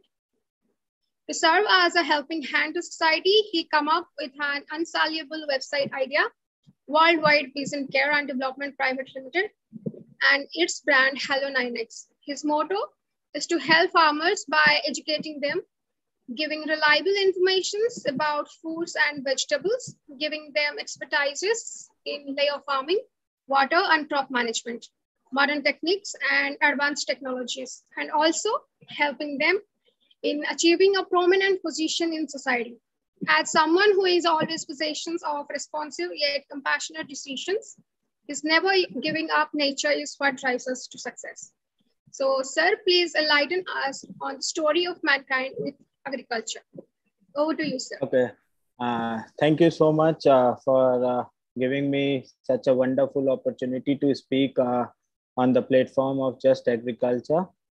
So, as my introduction has been given by the team, so I would like to tell you something about what was the vision behind this Worldwide Peasant Care.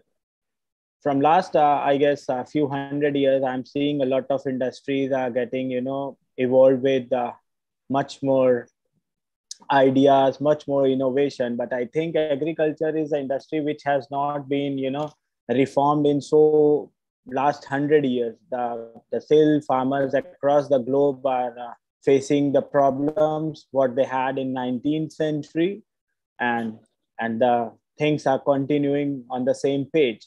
So what we are doing at the moment is we are just helping the farmers with their day-to-day activities and solving their problems, whether it's irrigation problem, whether it's lack of mechanization, whether it's post-harvest management. So the idea comes from the suicides made by the farmers in India. So I personally believe that we should unite as a human, and we should do something for the farming community. This is the most deprived society when we see across the country or even across the globe. The one who produce food for everyone, sometimes he has to sleep empty stomach, which is a harsh reality when it comes to agriculture. So we raised our hands and we thought we'll do as much as possible help we can do. So we prepared something called Hello 9X, which is a combination of service industry and a marketplace with the technology. Now, I personally believe that whatsoever you are looking to do, you are going to, people are looking forward to make societies in Moon, Mars, etc. So my personal belief is that whatsoever they want to do, let them do. Our concentration should be on those society which are already there, existing on the globe. If we could if we could help them to sustain themselves, I think we can save the Mother Earth. This is what I'm believing. So Hello 9X is a platform where farmer can enroll themselves and we farm for them. Okay. Like if a farmer is having a lack of machines, okay, sir, we give them machines on rent. Sorry to interrupt. Yeah. Could you please share any screen, any PPT you like to? Yeah, I'll share that. Yes, sir, sure. Thank you.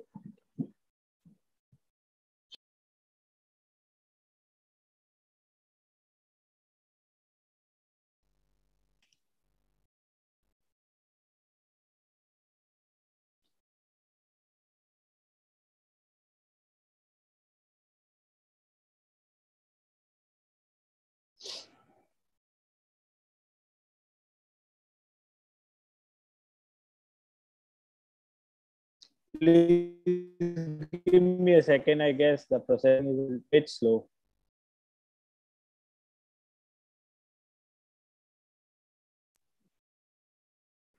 Sorry, sir, I couldn't hear you. Could you please repeat again?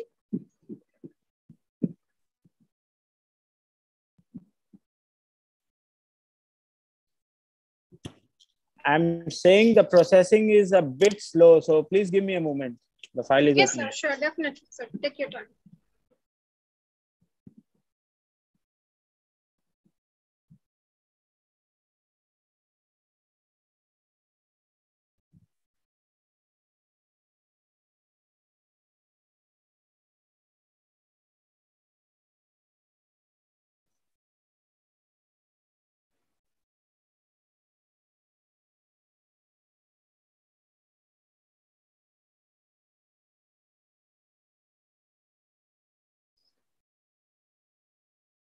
So, is the screen visible to all of you?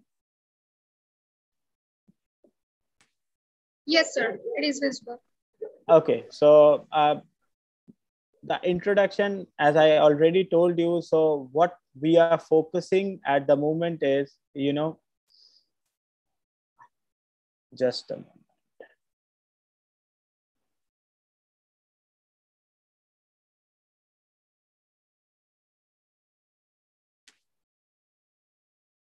Okay, so we started our operations back in 2019.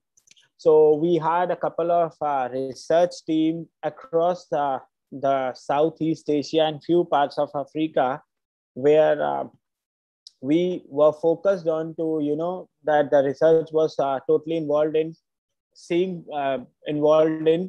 finding what exactly the problems are. Okay, so we come up with few of the things. Just a second, please.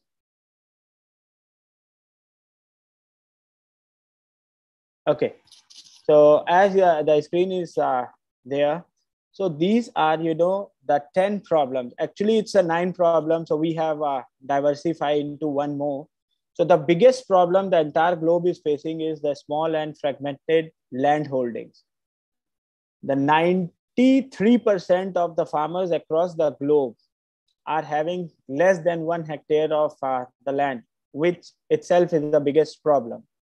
Second, there is, India is a little bit developed in terms of agriculture, but when you talk about Southeast Asian countries and African countries, they are still using the same seeds which we used in 19th centuries.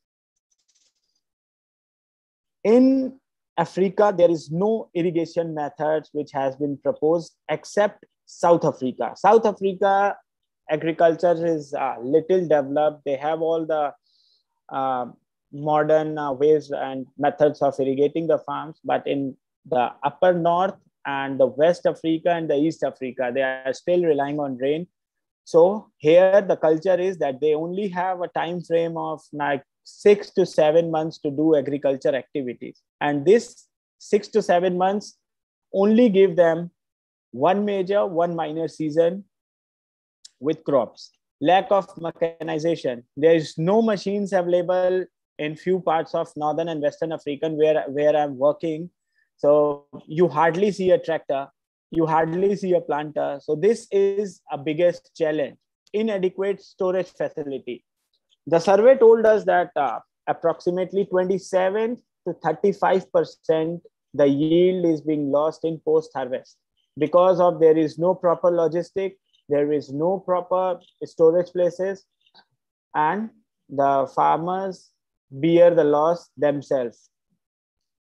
Manures, fertilizers, and biocides. So when we talk about urea, there is farmers actually are putting a lot of urea and pecan and all these things to the soil, and they are making soil barren, putting these things to get a little more yield. But on the other hand, they don't think that, putting so much of these chemicals are going to make their soil barren.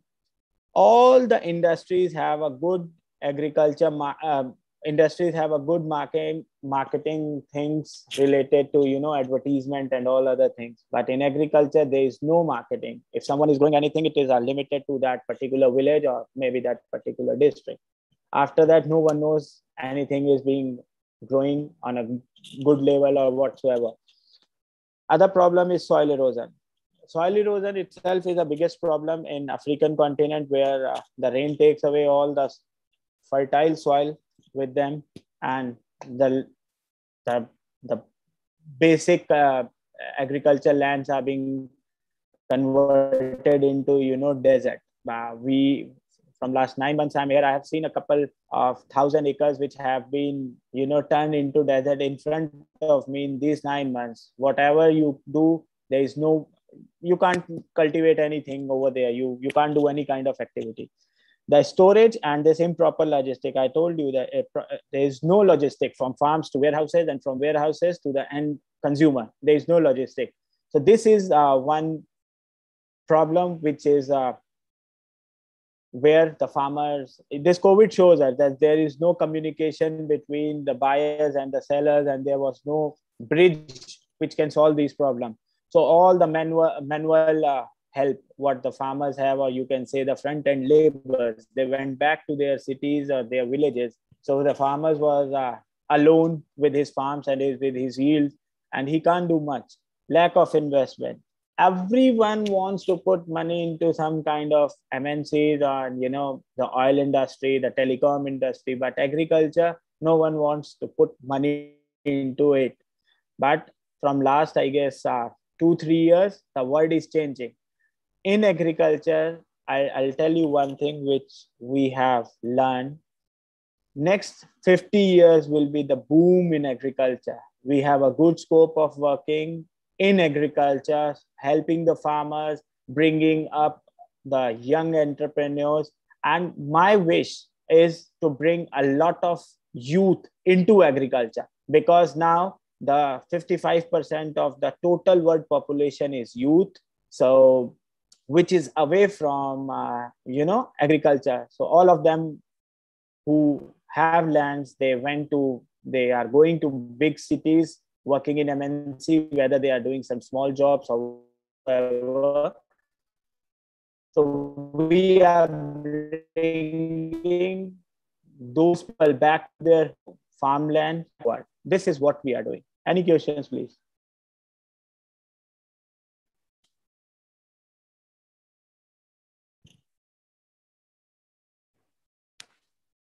Hello.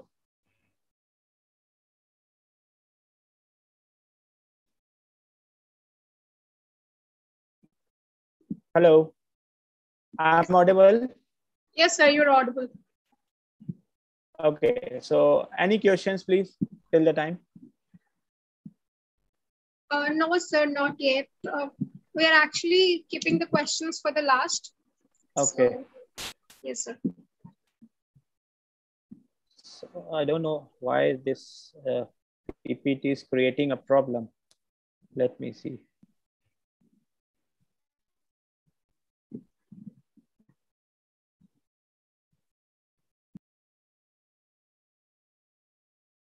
So, yeah, I have shared you all this, the problems which the agriculture industry is facing, and we as a company are solving all of these problems. We help the farmers. Let me give you an example what the challenges are being faced by the farmer. Number one, a farmer is having 50 acres of land, but he's only cultivating 2, 3, or maximum 5 acres because they have to do manually. So we as a company invested in machines like bulldozers are there, backhoes, JCB backhoes are there. So all these things, we are providing them on a very, you can say, minimal rental basis. So in Africa, the one who have machines, the rent of the tractor for 1 acre is almost $30 to $35 per acre. And we are just keeping it as low as $18 to $20, depending upon which country we are working. The cleaning of the land, the leveling and the virgin land converted to the forest has to be removed and it has to be leveled. This thing is done by the government, and they charge approximately $180 per acre, depending upon which place is that. We do it for $90, just half what the government is doing. In this way, we are helping farmers. In Ghana, the season activity cost is for the whole season, from land preparation to post harvest, for harvest, sorry. So the activity cost is almost $200 per acre. But as a company, we have reduced it to $100 when we are not cleaning the land. If we clean the land, it goes to 190. But when it goes with the, the government does it, it goes to 380. So we are just minimizing the, the cost input from the farmers. Now, here comes the, there is a phase, the money you save is the money you earn. So that means we have already give a profit of 50% to the farmers, as now they are getting, they can save a lot of money, and with us, they can cultivate even more land. Now, as a company, we are building irrigation infrastructures. We are doing the borehole. We are providing farmers with the hydrogels. We are providing farmers with the sprinkler-based system where there is less water. We are providing the drip irrigation system, and we don't take any money to build this irrigation system. We do it from our way, and farmer has to pay a small rent of $5 to me, okay, to have access to all these things. So if he pay me $5 per season, he have access to all those machines, to water for entire season, okay. Now, when we have our own irrigation system, we are providing these farmers with 4 seasons. So we are helping them with those seeds whose maturity times are, from 90 to 110 days. And when the 300 days are completed, for 65, 60 days, we give them some small vegetables whose maturity time is 45 to 65 days. This way we are planning for whole year. So whatever they earn in 6 months, now we are just doubling the income. So this is the module where we are working. Now it comes to, the warehousing and all those things. So this all things are managed by us. We give proper logistic. In Ghana, I have various tie-up with various transport companies who work for me, from farms to, warehouses. We had the warehouses from the government. So the government is charging like $0.50 cents per bag per month. We are just charging 25 cents per bag per month. So we as a company are looking forward to reduce the input cost from the farmer. And the best part we are doing it, we are giving them the global market. Now, how I am managing all these things, we are growing only one variety of crop across the farms, whether it's in north, whether it's in south, whether it's in east, or whether it's in. Currently, I'm serving approximately 15,000 acres of farmland in Ghana. And moreover, at the moment, our company have almost 300,000 acres of farmland in African continent with more than 55,000 farmers enrolled. But we are not looking to expand in some more countries at the moment. This is the way we are working. So now, here Hello 9X comes once again. We are also solving the current socio-economic problems every country. We are working on we are promoting organic farming. We are giving the farmers with, the global market. Now you can say it in such a way that we farm only those things which have the ready market. Let's say I am producing soybean. So soybean, I'm producing it for a variety of that. I'm producing it for Australia only. So that means Australia buys from me. I don't have I don't have to find some, bias for it. So this is how Hello 9X is working.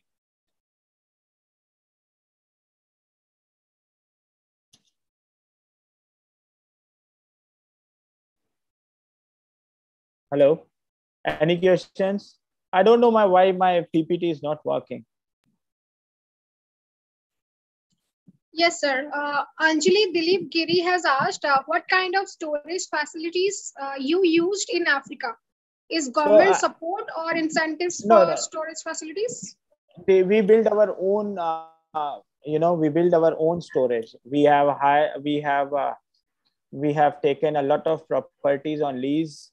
Since the COVID strike, a lot of companies has wind up their business and they are back to their native land. So it was a wonderful opportunity to have access to all these places. So currently we are using the normal warehouses with the drum for corn, but we are building up our cold storage also on those warehouses. Okay, sir. So Harmeet has asked, is this venture limited to Africa only?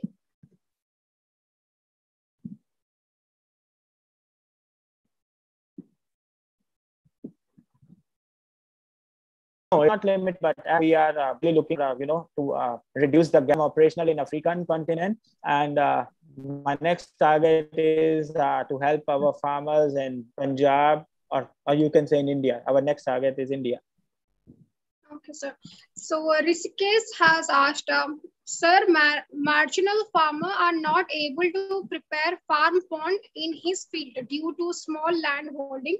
Which are other irrigation resources can he use other than well, tube well, and farm pond? So that's what I'm saying. If someone have like, I am dealing with several farmers who have 1 acre of land, so I can't make pond.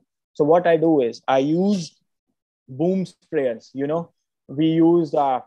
We have big tankers. We buy the big tankers. We use spray machines over there to irrigate those farms. So as I told you, the farmer has to only pay me $5 as a rent to irrigate his farm for 3 times a season.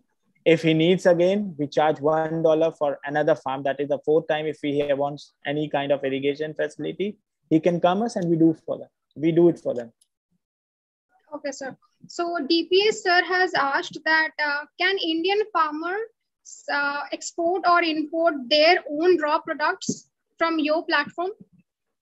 Yeah, we are ready to do that. But the Hello 9X main concern is to create, the market for Indian farmers. We are really in talking terms with a couple of FPOs across India, and even we are also talking with Just Agriculture, the magazine, to come up and see how best we can collaborate.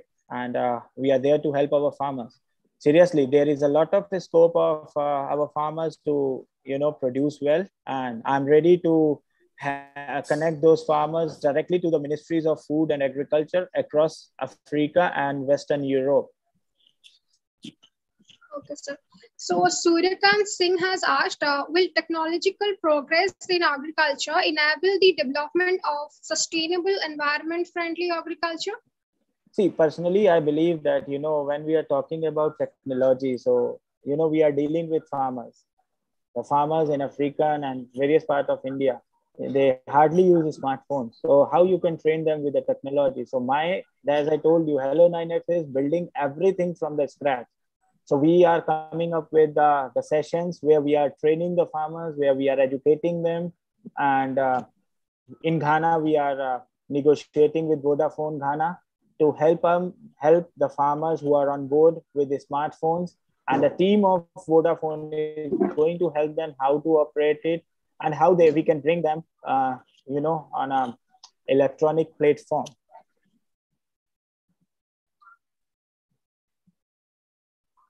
Okay, so someone is asking, is there any internship opportunities that you provide? Yeah, we provide a lot of internship, and we are also looking for, we are also creating an Indian diaspora in African and South American countries. Since, India is have a great development in terms of agriculture. So I personally want the youth who is who has have an education from agriculture background and who are willing to work in the foreign countries. So personally, we are welcoming those kind of students who are really have a passion for agriculture. Okay, so Anjali is asking, how can agriculture students join your venture? So there is our websites are there. I'll share the link of both the websites. So you can directly send your CVs to me so that I can go through it. And if there is any scope, I'll personally connect to all of you guys. My HR is going to connect with everyone. Yes, sir. So someone is asking, do you provide any crop insurance schemes to farmers during any crop failure? Yeah, we don't provide, but we have finalized the insurance with ING insurance company. Now we are paying a little small premium, and if any natural calamity happens, they get insurance for whatever they were doing. We are tying our company with an insurance company to pay all these insurances. Okay, I guess we are done with all the questions. Can we move forward with the presentation now? Yeah. Okay, my presentation, I don't know why it is not moving. It's not. Let me see how.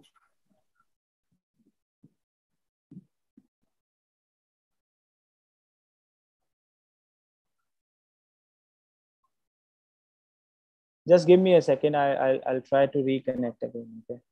Yes, sir, definitely.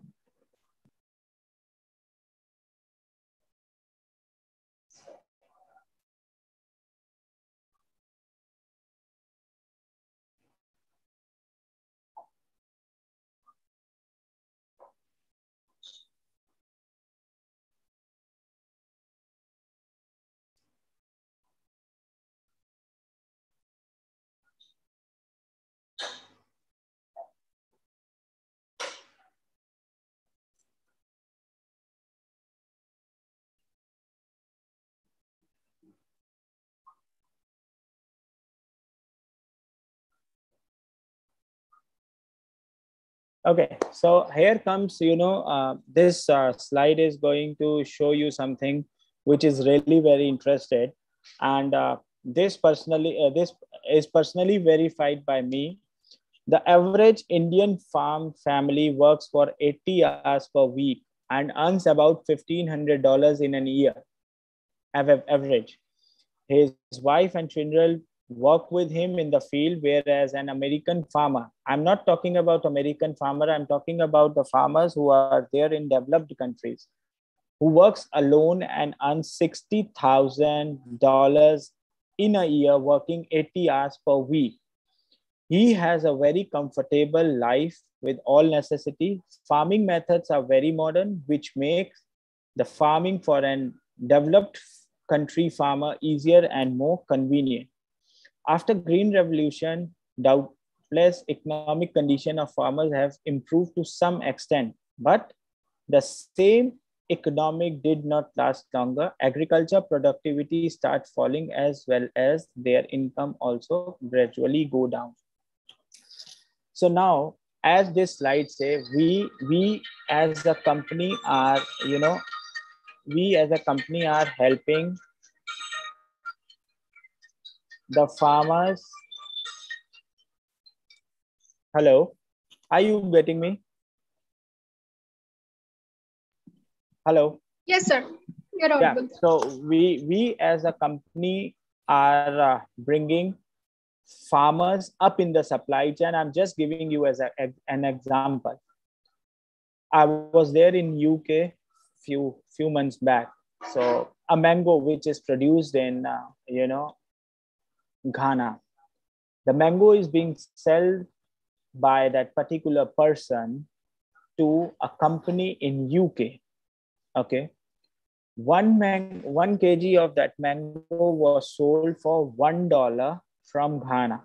the 1 kg of mango from Ghana to logistic, I'm talking about logistic, from Ghana to that particular place in UK, it was $1.5 per kg. That means the total cost is now $2.5. In 1 kg, there was only 4 mangoes. Okay. Now, in the mall where this mango was being sold, it was £9 per mango. That means 4 mangoes was costing a particular person who buys it was 36 euros, which is approximately to $42. When we think, so we are looking forward to minimize this gap between buyer and seller. So I want seller to be a farmer and I want buyer to be directly buying from the farmers. Now farmers can't go to UK and sell their crops. So what Hello 9X is doing is we are launching a Hello 9X kiosk in UK where we will sell the fresh organic produces, vegetables and fruits through that kiosk directly to the consumer, where we will give maximum profits to the farmer. And it will be a win-win situation for both of us. So that means we are not entertaining the middleman. Okay, this is how we are working for farmers.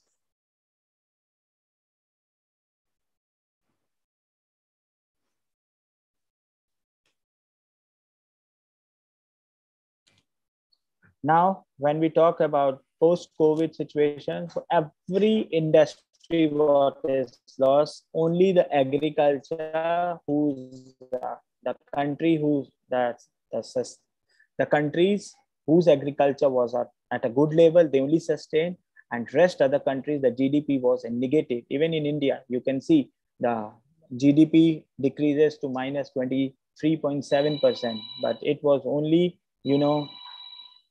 agriculture who was at the profit. So that means next 50 years, we have to serve almost 9 billion people across the globe. So there is a lot of scope in agriculture, but we have to work hand in hand to solve these problems, and rest, we can create a history.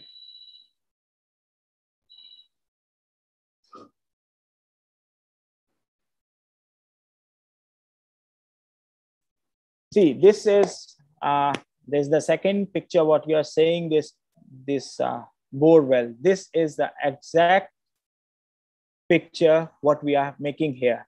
Now, as you see the houses, we are also coming up with the sustainable houses for farmers. We'll build. We are talking to one company who is into construction. They will make affordable affordable houses, which we will give to the farmers, and farmers will pay a small amount per season from their produces. This way, we are working for the overall development of the farmers.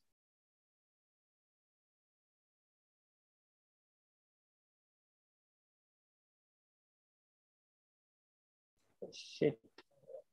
So now this is Hello 9X, where we are specialized it into crop management, water conservation, horticulture, multi-layer farming, warehouses, hybrid seeds, latest machinery, logistics, fertilizers, pesticides. And what Hello 9X is doing? Hello 9X is connecting African farmers and the Indian manufacturers who are into small and medium enterprises with a global platform where Indian companies can come up and sell their crops, sell their produces, like organic manures are there, like machines are there, seeds are there. So in this way, we are connecting with African farmers.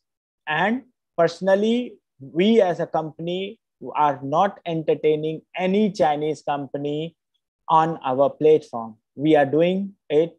You can say we are made in India, and we are doing it for India. I guess my presentation is not going well. So let me see if I can give you some more. This is how we are providing the irrigation methods. Okay. where we are using boreholes, solar panel boreholes. We are working on new ways and methods of irrigating the farm. We are providing these farmers with all the machineries which is related to agriculture. We are using drones to spray the biochemicals and the organic manures whatsoever. So we are using every machine to help the farmer, and the work is done on time. We have a dedicated team of business development and marketing professionals who are ready, are working for us to get tie-up with various multinational companies who are into food processing. Plus, our main target is to get connected with ministries of food and agriculture, since we are working on food security and zero hunger. You see the difference. This is one of our farms in Ghana. This is from internal view, not farms, I'm saying warehouses. This is the internal view, and we are developing it everywhere. At the moment, for next 2 years, we will be taking on lease, but in the meantime, we are also manufacturing our own, building our own warehouses. The logistic is being given to the third-party vendors. Our intention are also to, to give business opportunities, employment to local citizens as well. We are, as a company, we are raising investment from a lot of VCs, or you can say social impact funds, where we are helping farmers with all those things. As I told you, we are bringing, we are into process of developing our own database, where we have almost at the moment 57,000 farmers with collectively land size of 300,000 acres. And now we are also launching one more concept, that we are coming up to cultivate uncultivated land with the partnership with the government, where we will generate employment, where we will do more and more cultivation, and we will help the government to work on the trade deficits. You can see these are the types of benefits where the farmers can get from us. We have a lot of crops and soil scientists who are working for us across the globe. We are providing the best quality things, or you can say the inputs from the globe, or you can say from India to our farmers. We are giving customer service. We are raising hands to help farmers. And the best thing is, the price we are keeping is very low. We don't want to put, burden on the farmer's pocket.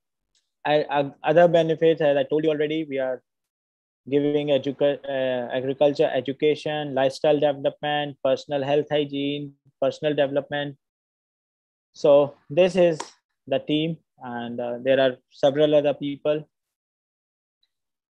We started it from the home, and now the people are, we are getting more and more people on board. So the team is getting bigger and bigger. So I hope the things are going to be excellent in more, I guess, a year or so.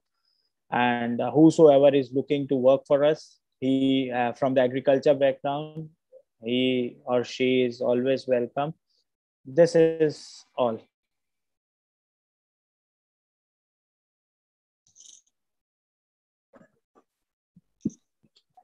Okay, so sir, thank you so much for your valuable words and for your valuable time. I guess we have covered the question session. And yeah. Yes, sir. So I guess we are done with the session. Okay, thank you so much for your time, and thank you so much for giving me this opportunity. And thank you so much, sir. Thank you so much. Have a lovely evening to all of you. You too, sir. Oh, okay, thank you. Yes. So on behalf of Just Agriculture, I deliver my sincere gratitude to all the speakers of today's session. And also I would like to thank all the participants for being so patient and attentive during the whole session. Adding to the conclusion, I would like to thank Dr. DPS Badwal, CEO and founder of Just Agriculture, for organizing this supremely amazing international training. Thank you so much, everyone. Have a lovely evening.